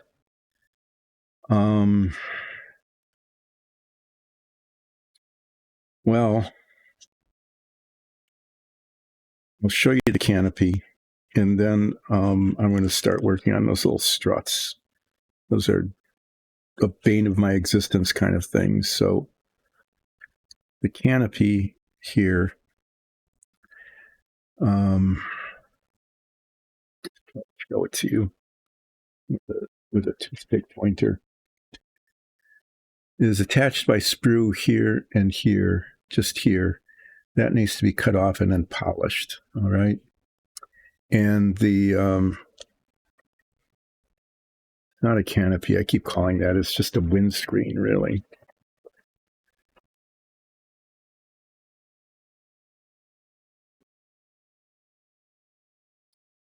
Windscreen, there's a line here. It's just, this is square, right? Can you see that? No, it's hard to see. It's squared off here, but here and along the bottom and here, there's like a nice little demarcation line. That needs to be taped off because these are painted red. It's painted red along the bottom here. And again, there's nice little demarcation lines, kind of a raised surface. But taping this is one thing, to have 90-degree corners, right? Taping this, where it comes to a point like that, is another thing altogether. Fortunately, the sprue is attached on the bottom here. So this is going to be painted red, so I don't have to worry about scratching up the windshield. So here's the question. Okay, I can paint this, tape this here and paint it on the outside, but the thing is you can see it from the inside as well, even after it's attached, especially along the bottom here. So what I think I'm going to do, even though it's a lot more work, is I am going to tape this on both the outside and the inside and paint the metal part. And this is probably how it's supposed to be done anyway. And paint the part that's supposed to be the metal frame red on both the outside and the inside. Kind of a good thing, you don't really think about this, is that there's no metal edge along this side, okay? Which is good because it allows me to wrap the tape around it. Okay, I can bend the tape around and wrap it around it and kind of seal it. So this is a to-do. I'm going to save this for Wednesday. In terms of taping, I'm just going to wait until then. In the meantime, I'm going to put it back in the paper towel here, where it is being carefully protected against scratches.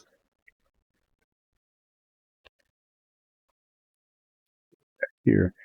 So this lump of paper towel is the last part to be painted other than the Porco Rosso minifig itself.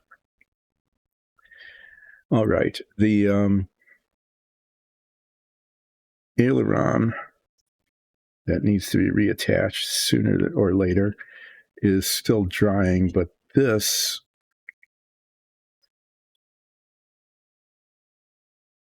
things need to go on here. What I'm going to do is actually get a clean piece of paper towel here.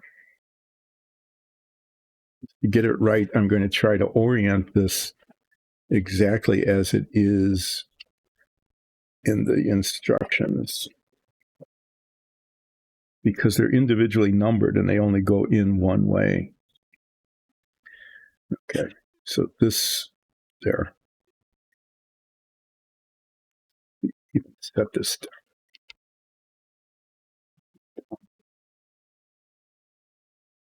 Like that.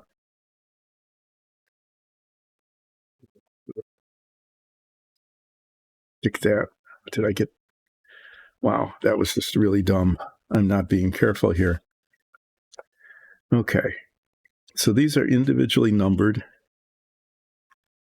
carefully numbered, and they can only go in one place in one orientation. So number 9, okay, can only go here. Number 10 there. And there's a specific orientation on each of these as well, where there's a little prong that fits in here, and then you can't see it on the other side. There's a little indentation where the other end is inserted. I'll paint that later. These little red spots here just to be painted the duraluminum color. I'm going to use contact cement because that gives me an opportunity to like orient them. Okay. And fit them in place. The contact cement will grip it, so it's not going to go flying somewhere, I hope. Okay. Um, it'll, but it gives me an opportunity to play with the orientation. I was thinking of doing all 4 of them at once. I'm just going to do one side after the other. This side is easier, okay, because I'm right-handed. This side will be harder. So should do the hard side first, but I'm going to do the easy side first. But first, before the first is I need to take a real quick break, a very, very quick break. This is the kind of break that I'm not even going to turn off the camera or anything. So you can look at this, at what is about to be happening, and I'll be back in just a couple of minutes.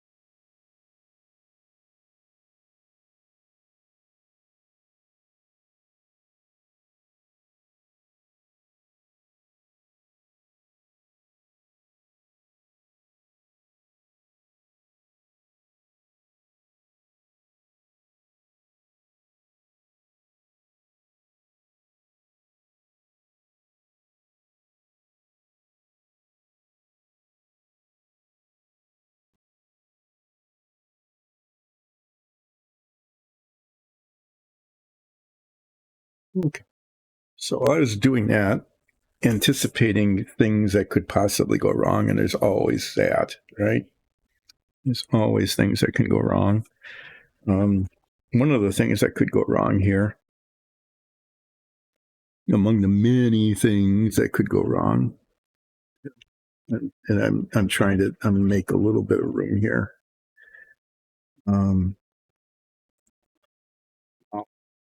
Yeah, yet even more mess. So these are the things that could go wrong. The worst thing that can go wrong is that while I'm playing with these little parts, okay, they're going to like slip. I'm going to squeeze too hard with the tweezers and they're going to just go flying and then disappear. The other thing that can go wrong, and I'm going to test this, I guess, is that there's this tiny little positioning prong that is next to impossible to see on the bottom of the strut that is supposed to fit into this hole, but it's got paint on it, and if it doesn't fit, it's just going to like float on the surface, right? So, of course, they're not round. Okay, I need to do this in a different order, so I'm going to test this one.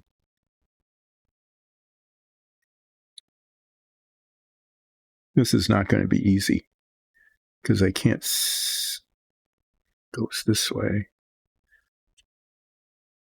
But there, if this were round, I could grab it like this, but it's not. It's not round. It's not round.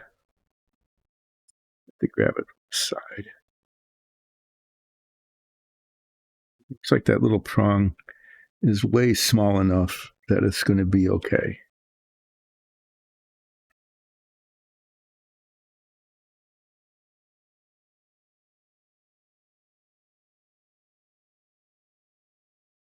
to do it like that. So I need to put number 10 in first. There, it just slipped off of the tweezers. If it had gone flying a little bit harder, it would have disappeared. Well, this is going to. Oh, hi, who? Yeah, I can do a flip. I'm going to do. Thanks for joining in, by the way. Set these aside so I don't flip them off. I'm going to just do a flip a teeny thing because I got stuff laying here. Flip the either dot or not dot. Dot. Set this aside too. Not dot. Not dot. Dot. 3-1, 3-2, 4-2. Dot wins. Thanks for joining in. So, what are the ideas for Arachne?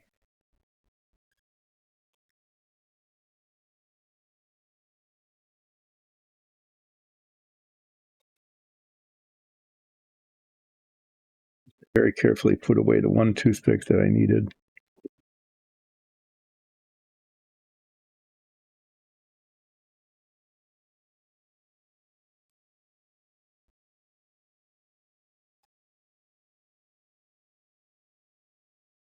This is an excellent example of why I like using the contact cement, because I have time to work.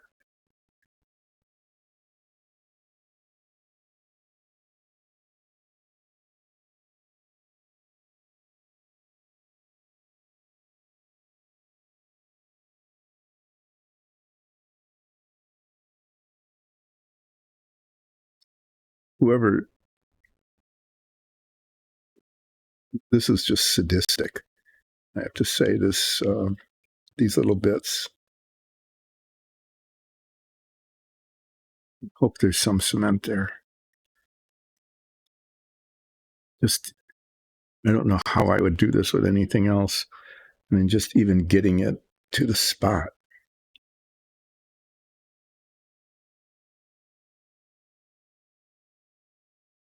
Hope there's some on there, because it's needed to hold.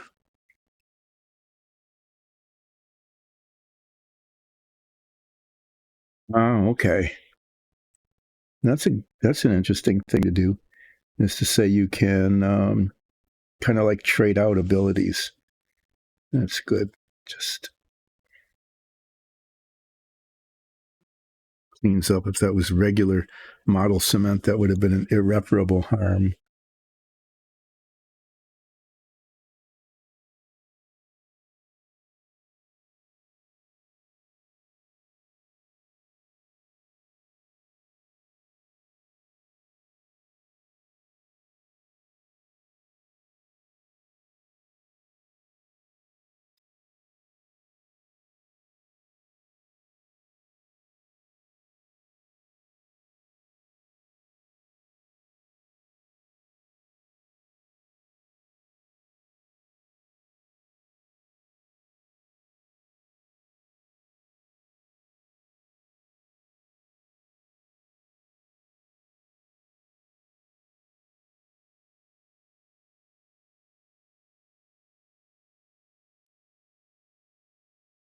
No.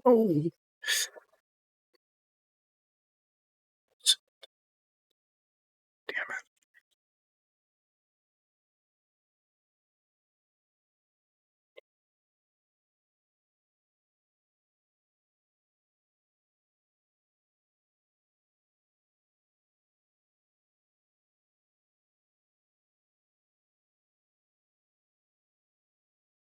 Ah, okay.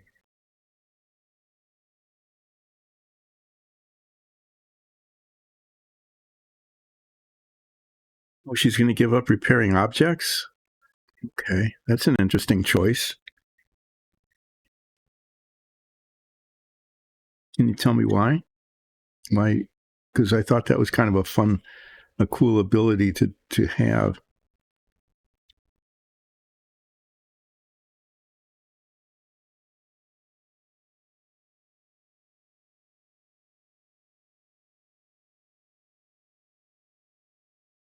I'm just trying to get this on here. So the contact cement has like 2 hours of lifetime before it stops sticking.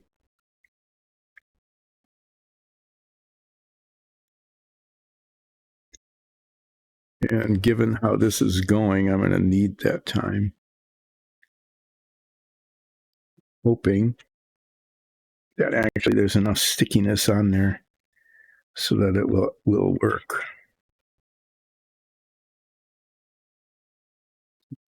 Side, so I'm going to put on number 9 first, I think, and then number 10. Oh, okay. Oh, so that there's another way you can do the same thing. Right. So you're not giving it up entirely. You're just changing the mechanism, maybe. You know how that works.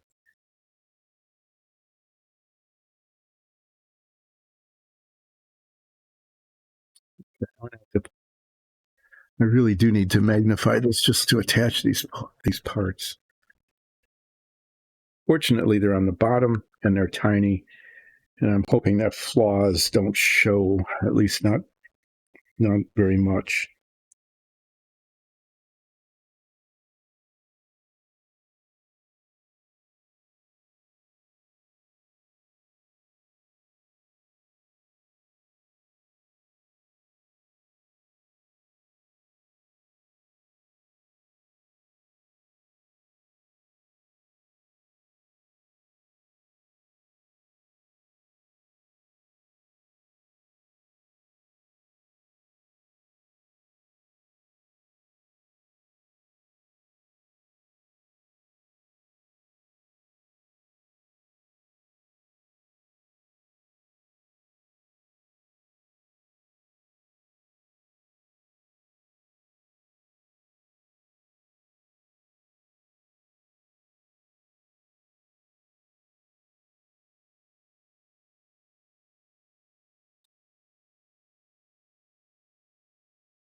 Wait, this has dirt all over it.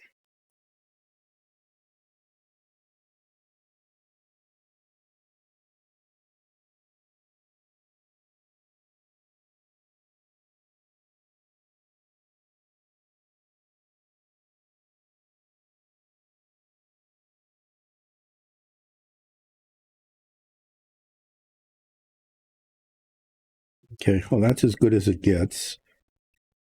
I'm going to hold this here for a bit just to make sure it sticks.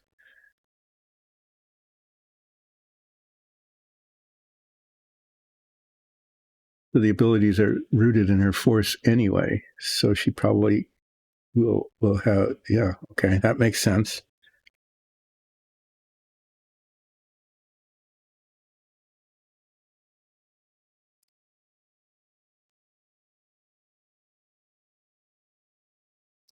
To do the same thing on the other side, more or less, with more or less the same consequence, which is that it's not terrible.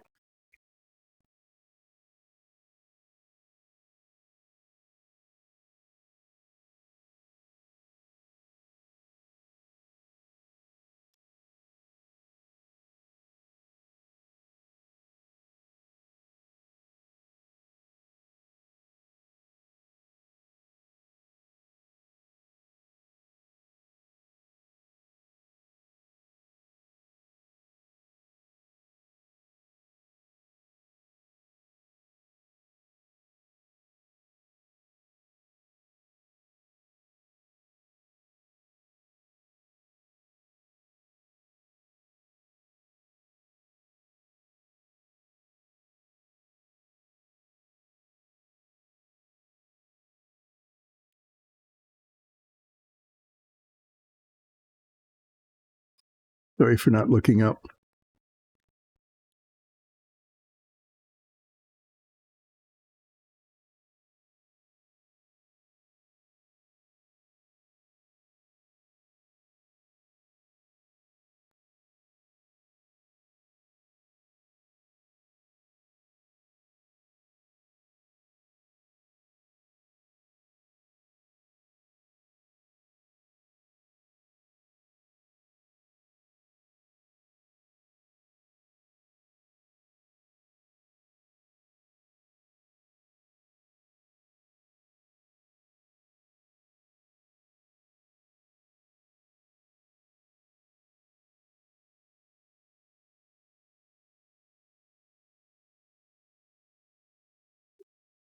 Can't get there from here.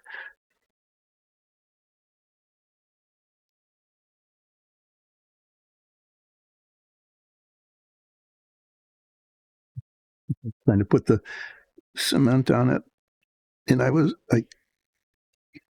couldn't reach there from where I was.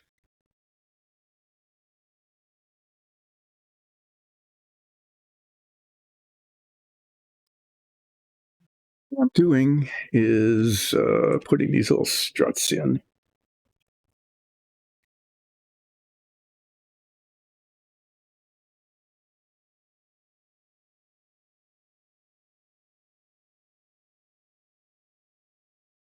Using contact cement because it gives me some time to work. There's sometimes a little opportunity to clean it up if it gets too messy.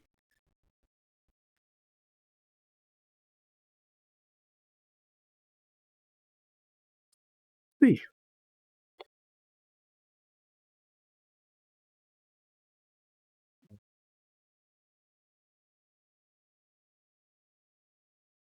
goes this way. 12 goes there. I'm going to put 12 in first because I have to reach in from the side.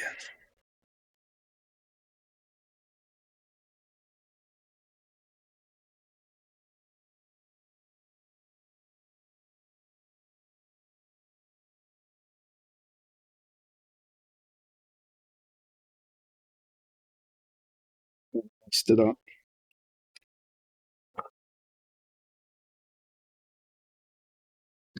Put a little touch of red paint on that.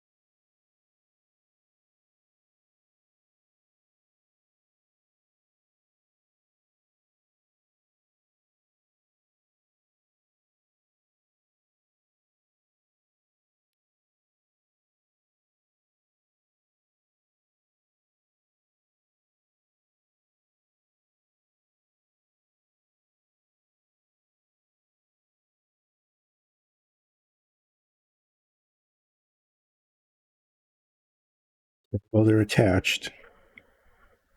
They don't look too bad. And some tiny little flaws. The cement was made a flaw here. I just dripped some cement across that. And I'm going to have to try to fix that.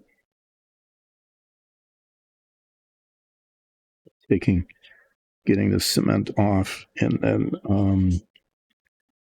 just touching it up again. I have to do a red touch up again.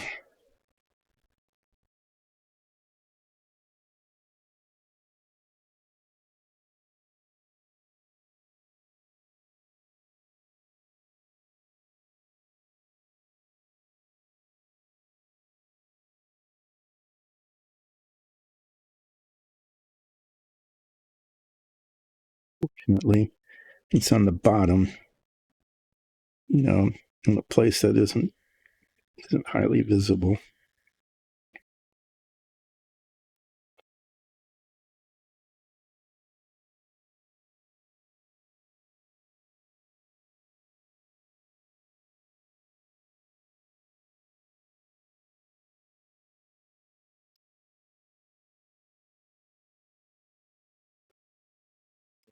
It's to be fixed.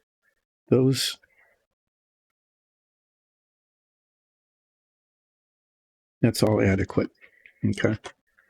So I have adequacy here. I've got a flaw that needs to be fixed. I'll work on that in a little bit. And now I'm going to, since I've got this out and I've got other stuff here, I'm actually going to just paint those little spots there. Duraluminum. That's not it. This is it.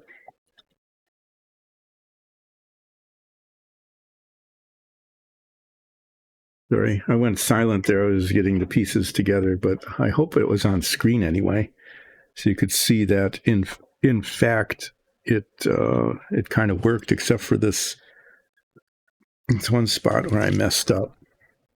This could be a souvenir of weirdness.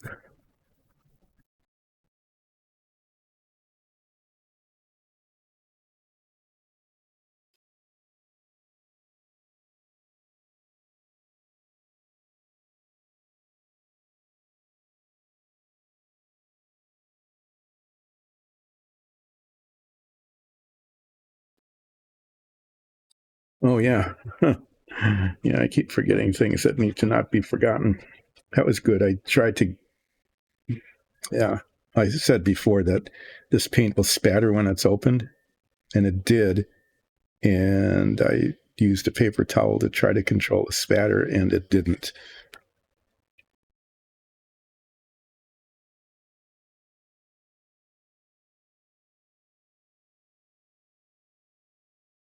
Just using a little. I'm looking at minuscule droplets of paint here, so I'm just pulling it off the top of the bottle.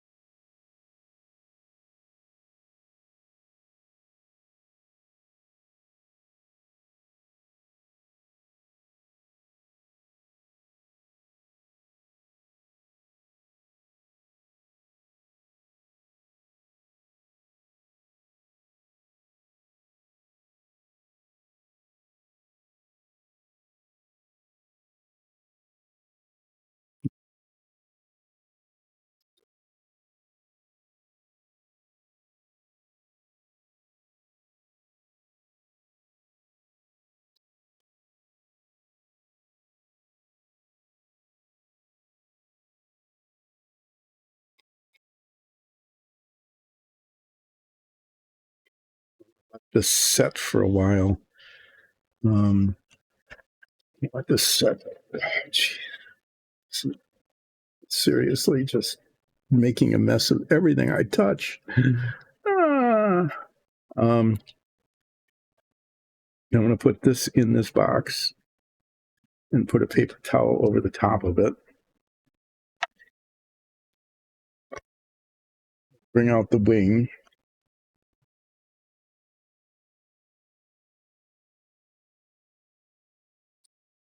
Reattach the aileron. And these are now in the way. I lost. I'm not putting things down where they should go. What can I say? Okay, this should be easy to do. This should be an easy thing. I need to put some cement there and there and there and there, and then stick it on, and then it'll be done. Yeah, that's how it should go. So let's find out if that's what happens.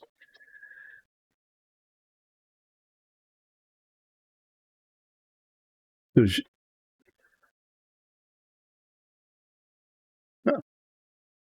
So she would imbue it with a spirit she designed. Does she use her internal energy then to do that somehow? Her energy manipulation. Does she create a new spirit, or does she use some of her own when she's doing that? Just wondering how that would work. That's the wrong end. So this is getting to the point where I shouldn't be, where I need to stop doing anything that requires like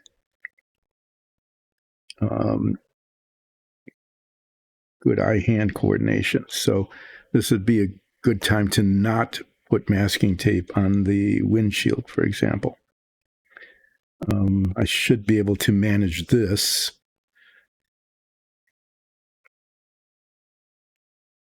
So what I'm going to work on next is work on the, well, let me just see where I'm at.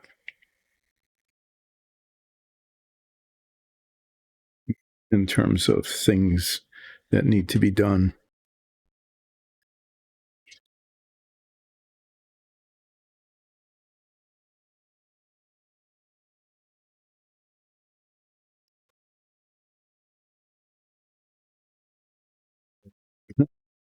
Yeah. When I get in the last hour, I can't even spread contact cement on a tiny little piece like this. It's not a big piece compared to the others. A big piece like this, I can't even do that without stopping talking. I can't talk and do that at the same time. So there's a huge difference, qualitative difference between the first hour and a half and the last hour and a half. And I'll let that set for a bit and do a recap. So what I've got here, this is the done box. Okay, this is the inside of the Savoia, and the thing I'm working on, before the fuselage, sits on top of this and comes off, so you can see the inside. This cart is when it's on land. Okay, it has to sit on a cart because it has no wheels. The engine goes on the very, very top. It gets installed on the top of the wing as kind of the last bit. These two pieces are access hatch covers for maintenance. And if my fingers were working, I could show you that they just set on top of this like that. Okay. And the other one goes back there, so you could take them off and see the detail of the engine and work on the cylinders and the transmission and stuff. This covers the access to load the machine guns. And that one keeps falling. So this sits on the top of the fuselage. There's an opening for it. These floats go on the ends of the wing. They go here and here. And I could attach those yet today, but they need to stay vertical, and I'm just not going to. So the next steps, it's getting close to being done. These get attached here and here, hopefully facing forward. That's the other thing, is I need to make sure that when they go on like that. Okay, just basically that's it. You can see how that one works. The other one goes here. Those get attached. And then the fuselage, which is under here, kind of waiting for a little bit of touching up. This attaches to some support structures on the top of the fuselage. Once that's set, then the engine goes on top of that. And except for the windshield and the gun sight, which goes on after the windshield is installed, this will be pretty much finished. Seal this up, reattach the aileron.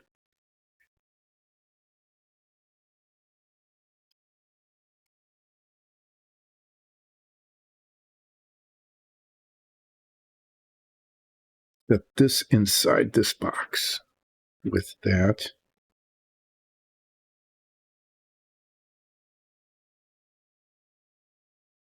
the bottom side up because that's the side that needs things attached to it. Okay. I mean, just little stuff. I've got a little bit of cement on my thumb right there, and it's stuck to the contact cement and pulled the paper towel, which pulled everything else. Okay, so the aileron is now attached. Those are there. You can see this. I've got the decals on the tail and the Savoia marking. There's a flaw there. I need to touch that up. I'll take care of that. This is done inside. So what needs to be done here is once the floats are attached to the wing is attached to here. And I'll be able to work on that on Wednesday. There's a little flaw in the paint. There's a little dimple here where the airspeed indicator, which is that little red thing in there, that gets attached there. I'm going to do that later because if I did it earlier, I just keep knocking it off. I'm going to quit messing with this and just set it back down.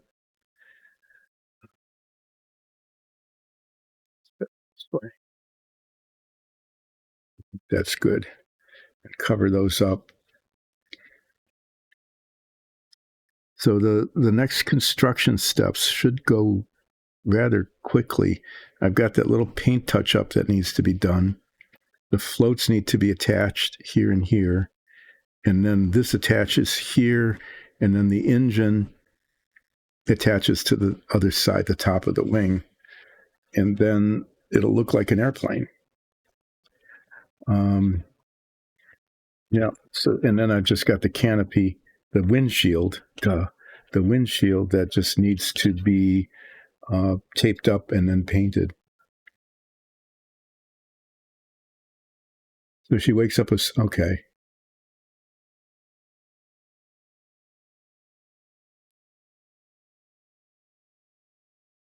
So she uses her own life energy. Does her own life energy regenerate, or does she just end up using it? I'm curious about that. Okay. What I'm going to do here, since I've got a little time left, is I'm going to take like the 20 minutes or so that I've got left, and I'm going to do some testing of magical mithril plate armor for my maxi.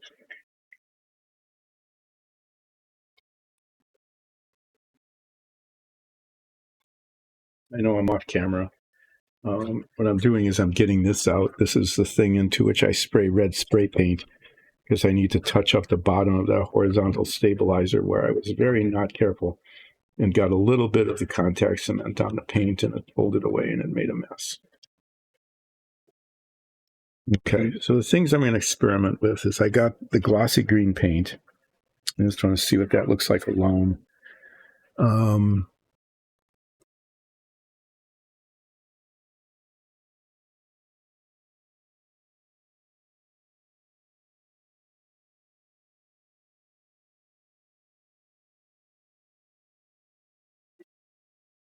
I want to see what the glossy paint looks like alone.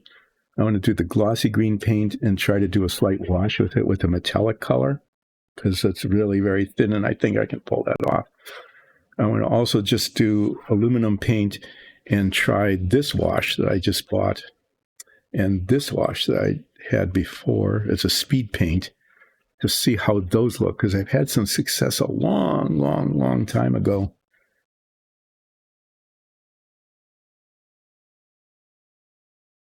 Oh, okay.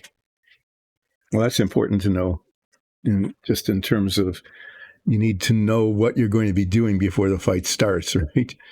Otherwise, you could find yourself in a position where it isn't going to work. I'm looking for the dark green.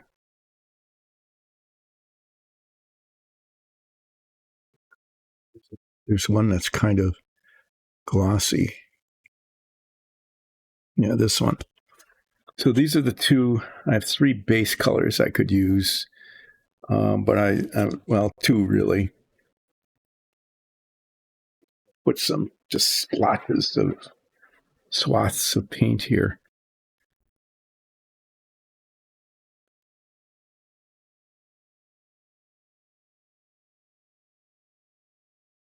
Some swaths of paint on here,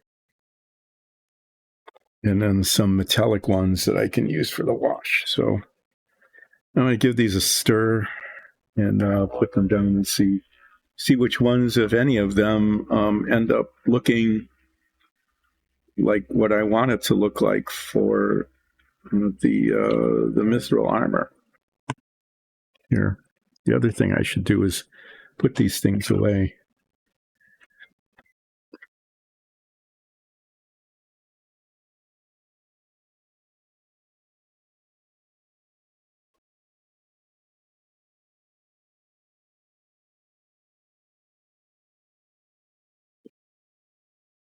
These need a good stir. This one's just been sitting a long time, and it separates the pigment. The greens, for some reason, the pigment separates from the solvent.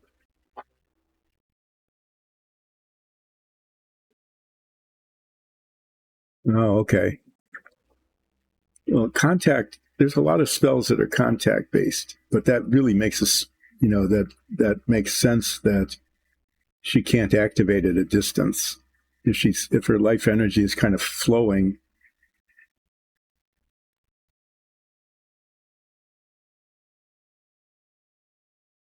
Her energy is flowing directly from her into the object. It makes sense that she has to have contact with it.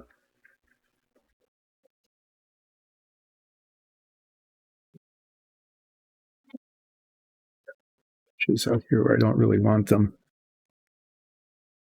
I'm just going to spread this paint right onto the cardboard and then spread it around, because I'm using a fair amount of it.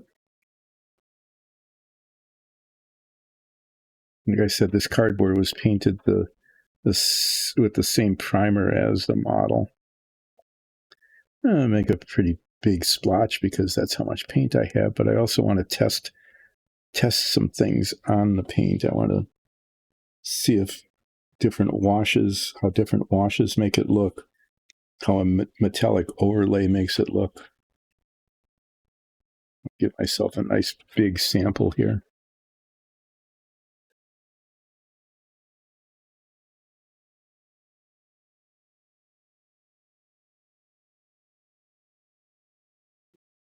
Get as much as I can here, right?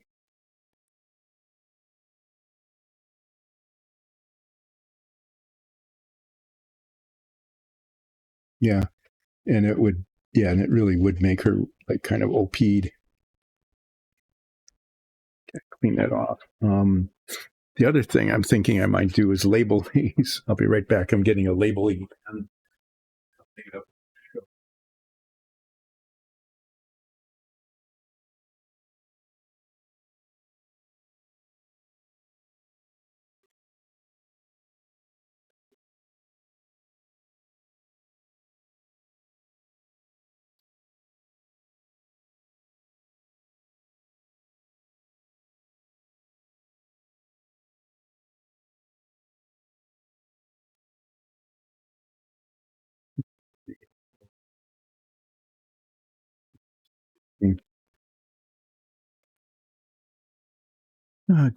Good grief. Like, why don't I have the instruments I want?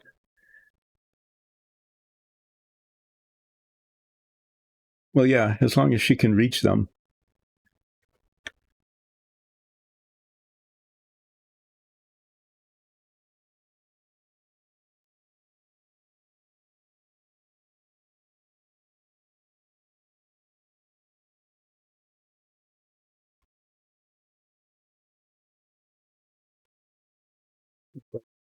$50. Exaggerating. There's a bunch of them upstairs where I don't have them, and I don't have a pen that works on this. Sorry, I'm just grumbling here. This is getting to be the grumbling stage of the stream.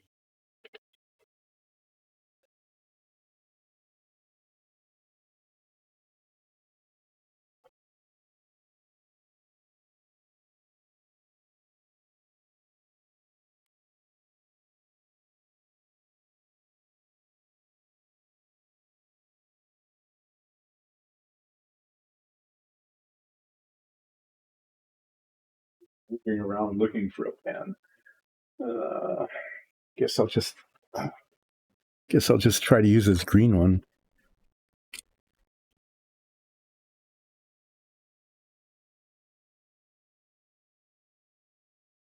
Okay, that's the Viejo dark green. This is the glossy stuff I just bought. We used to have this, but it all got used up, I guess. This is brand new, so I'm sure that it needs a good stirring.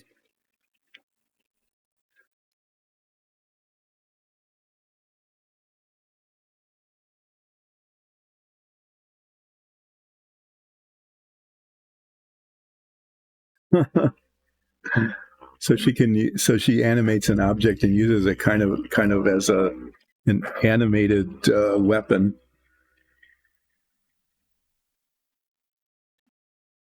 So this one is going to be to me gloss green.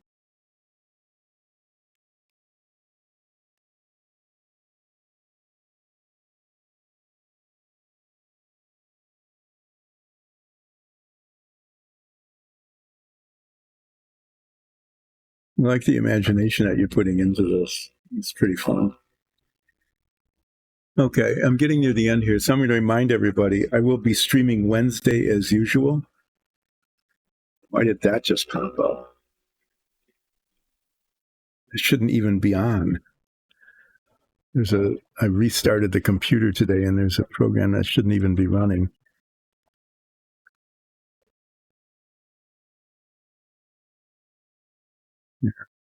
That wasn't a problem.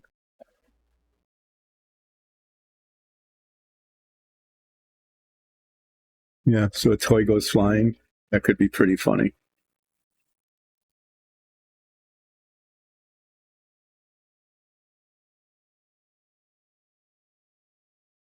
Anyway, I was able to go to a hobby shop and I know I've been talking about this forever, buying new brushes, and I bought new brushes.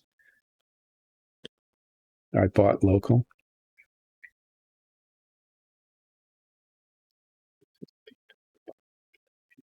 Don't waste it. Let's have a small bottle of this glossy green paint. I hope it turns out to be enough. But that's what they had. I can always get another one, I guess.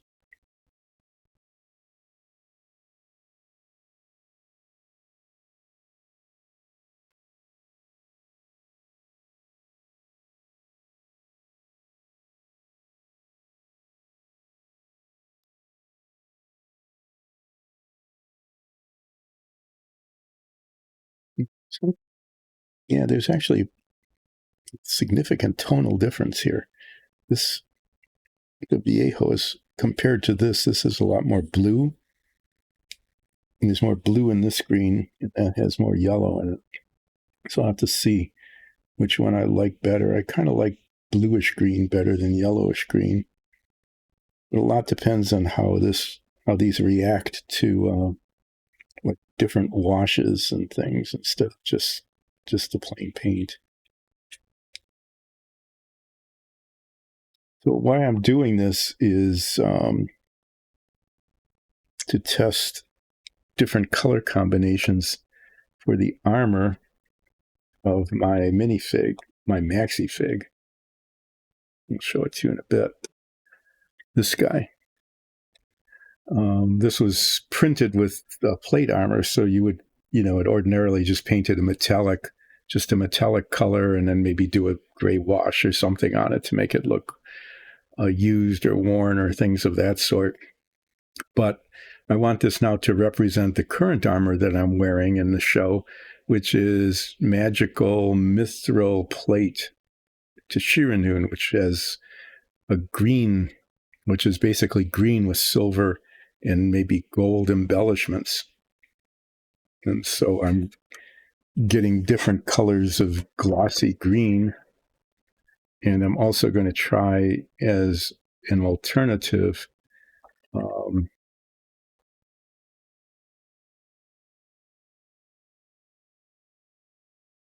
metallic with a green wash. And I'm going to use, I've got stuff here. I'm going to use just regular aluminum, which is light, and dark aluminum, which is dark. I have some shades that are in between, but I'm going to test both of them, both of the shades, so that I can see which looks better, if any of them do, the darker color or the lighter color.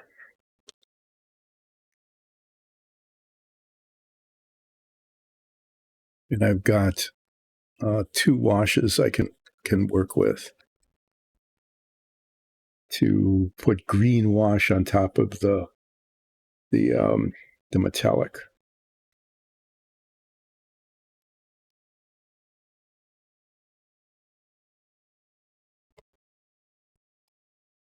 What I was starting to say and then forgot to continue, I forgot to finish saying what I started to say. Oh, of course I did, is that I will be streaming as usual on Wednesday, but I will then be away for almost a month. Yeah, the mad scientist does need to be found. So I will stream Wednesday, but I will be not streaming Friday. And I'll be back shortly after the 1st of May. Okay. So Wednesday, yes. How did that get twisted around? Wednesday, yes. Friday, no. Away for the rest of April until the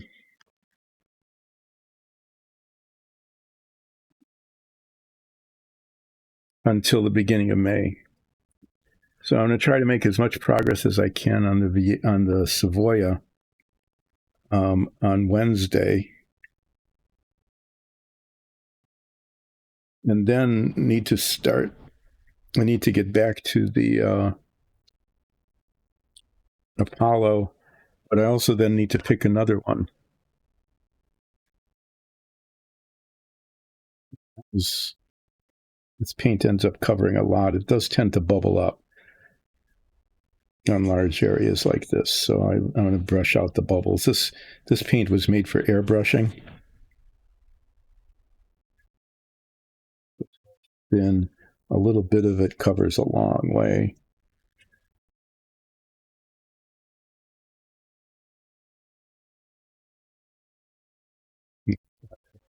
There are bubbles in the test patch here because I'm just going to be testing different washes on it. And usually I would put like a second coat on, but maybe I will. We'll see how it looks on Friday. On Friday, on Wednesday, not on Wednesday, Friday. I'm not going to be here Friday. How it will look on Wednesday. Yeah, I'm really becoming incoherent in a very rapid way, even more quickly than usual today.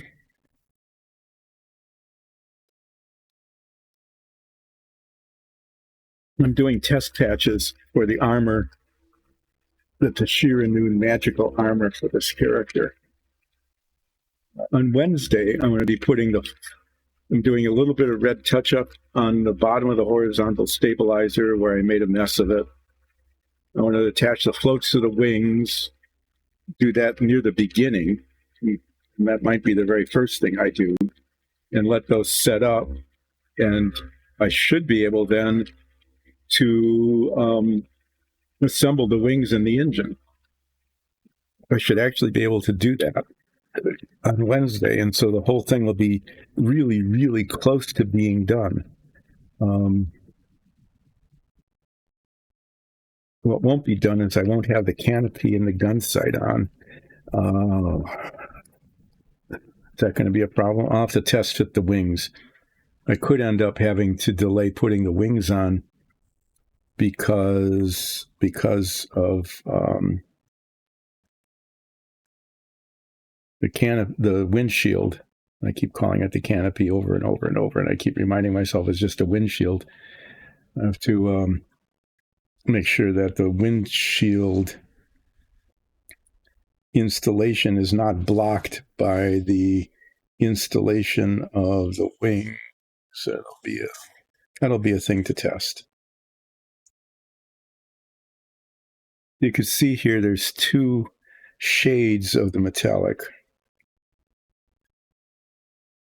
This is like the second darkest here, and that's the second lightest. I've got shades. There's two shades.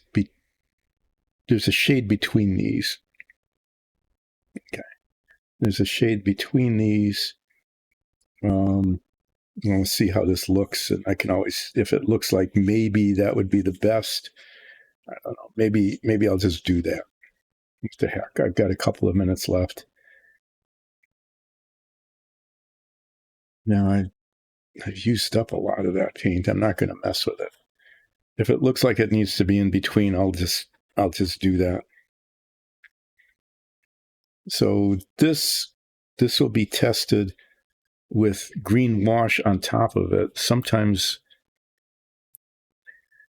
a metallic with a wash on it looks really good in terms of a metallic color. Sometimes a color with a metallic wash on it looks really good. Sometimes none of them look good at all. And that's what I'll be finding out probably on Wednesday. So again, I'll be here Wednesday, and then I'm leaving for another trip. One more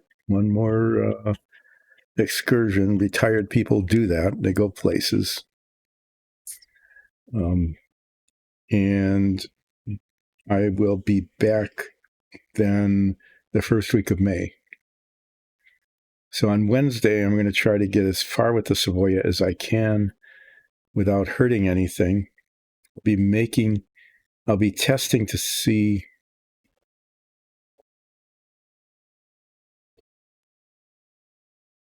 if I can get the canopy and the gun sight on while the wing is already installed, which might be a little bit of a problem because they're kind of like right underneath the wing. I'd really like to put things together. Well, what I can do, if nothing else, what I can do is I can get the floats on and I can attach the engine to the wing, and then the wing assembly will be complete. And then I can show you, I mean, that's just, once this assembly is complete, it just goes on there.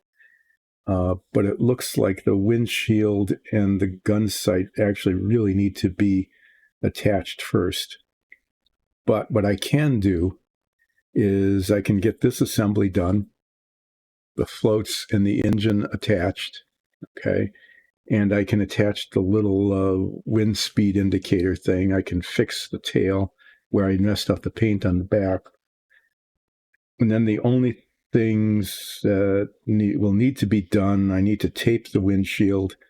That'll need to be painted.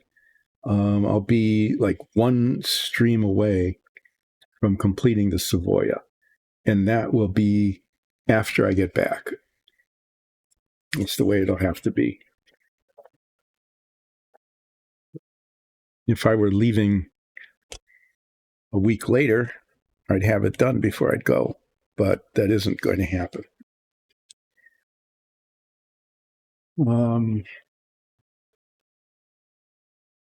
Getting this out to clean the brush. What I'm going to do one of these days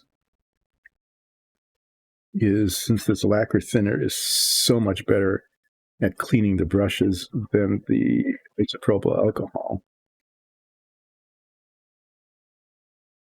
I'm going to get rid of the isopropyl alcohol in the glass jar, use it for something else, I don't know what, and replace it with this, which is a little nastier. just in terms of its volatility and odor. Ugh.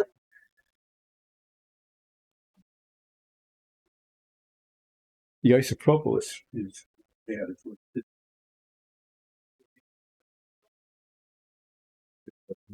Massage people use to do massages.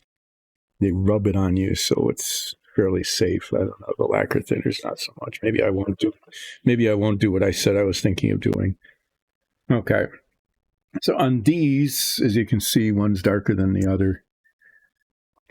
I've got. I spent a bundle of money getting a green wash from the hobby store, and I've got this speed paint, which sort of works like a wash and might make some interesting contrast of, it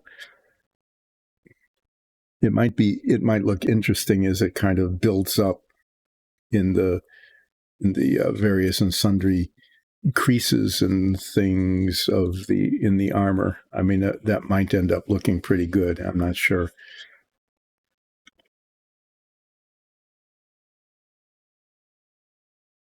But I'm going to test these washes on here, and then on the green, I'm going to test taking these metallics and diluting them down even more dilute than they are, and doing like a wash over this. And I've found by accident in the past that sometimes putting a metallic over a color actually looks better than putting a color over a metallic. That may or may not be the case here. I don't know. I'll just let this sit. So I want to thank everybody for joining in. Thank you for being a follower.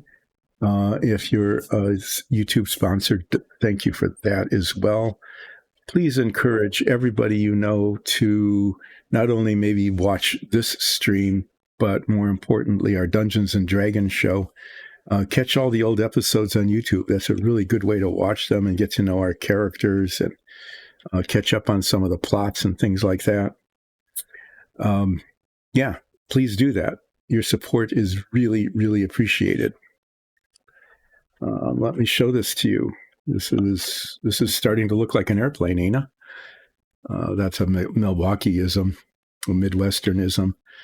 There on the bottom of this, I have a flaw in the paint. You can see there on that aileron that needs to be touched up.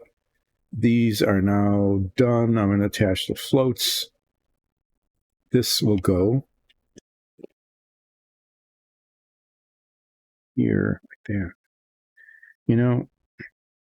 Looking at it, I think I can getting the windshield and gun sight on with the wing attached will be kind of a pain. And if I can get this whole assembly done with the floats and the engine on the top,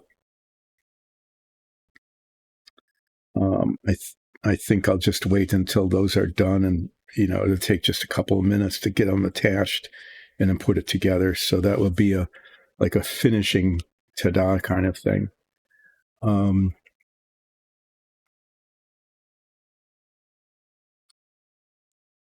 what am I going to build next? I don't know. I've got some alternatives. I think I've talked about. I've got an America's Cup plank built yacht model.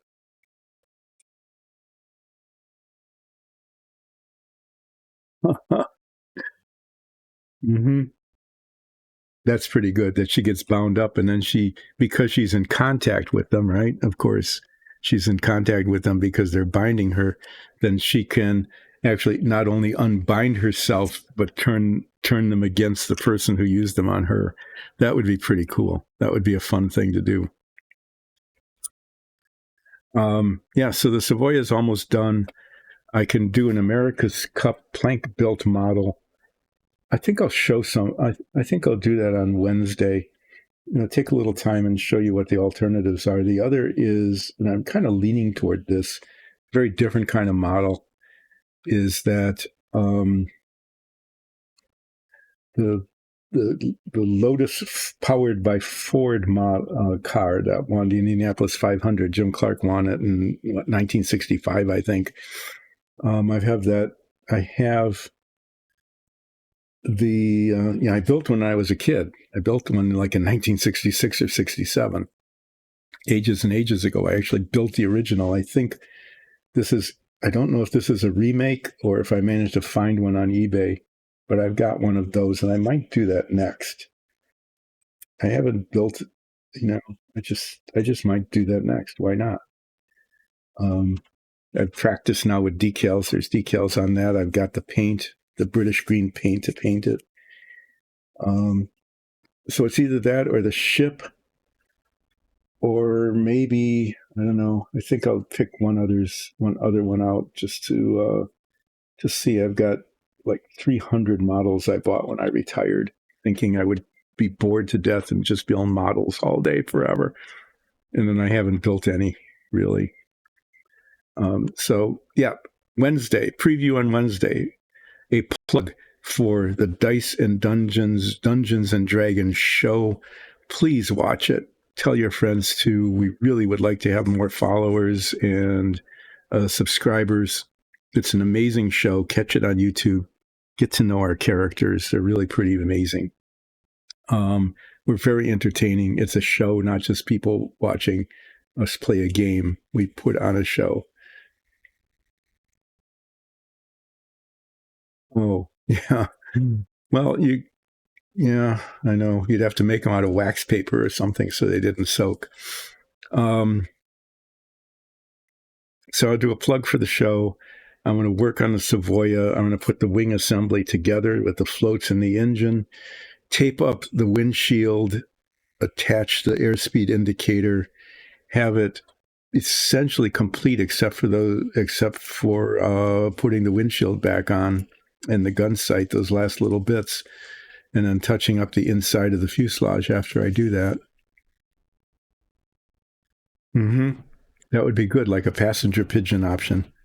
And I'm going to test, we'll see if there's time. I'll test some washes on the metallics and some metallics on the greens and make a decision about how I want the armor to look on my maxi fig. Thanks so much. I do need to wrap up. I will see you on Wednesday.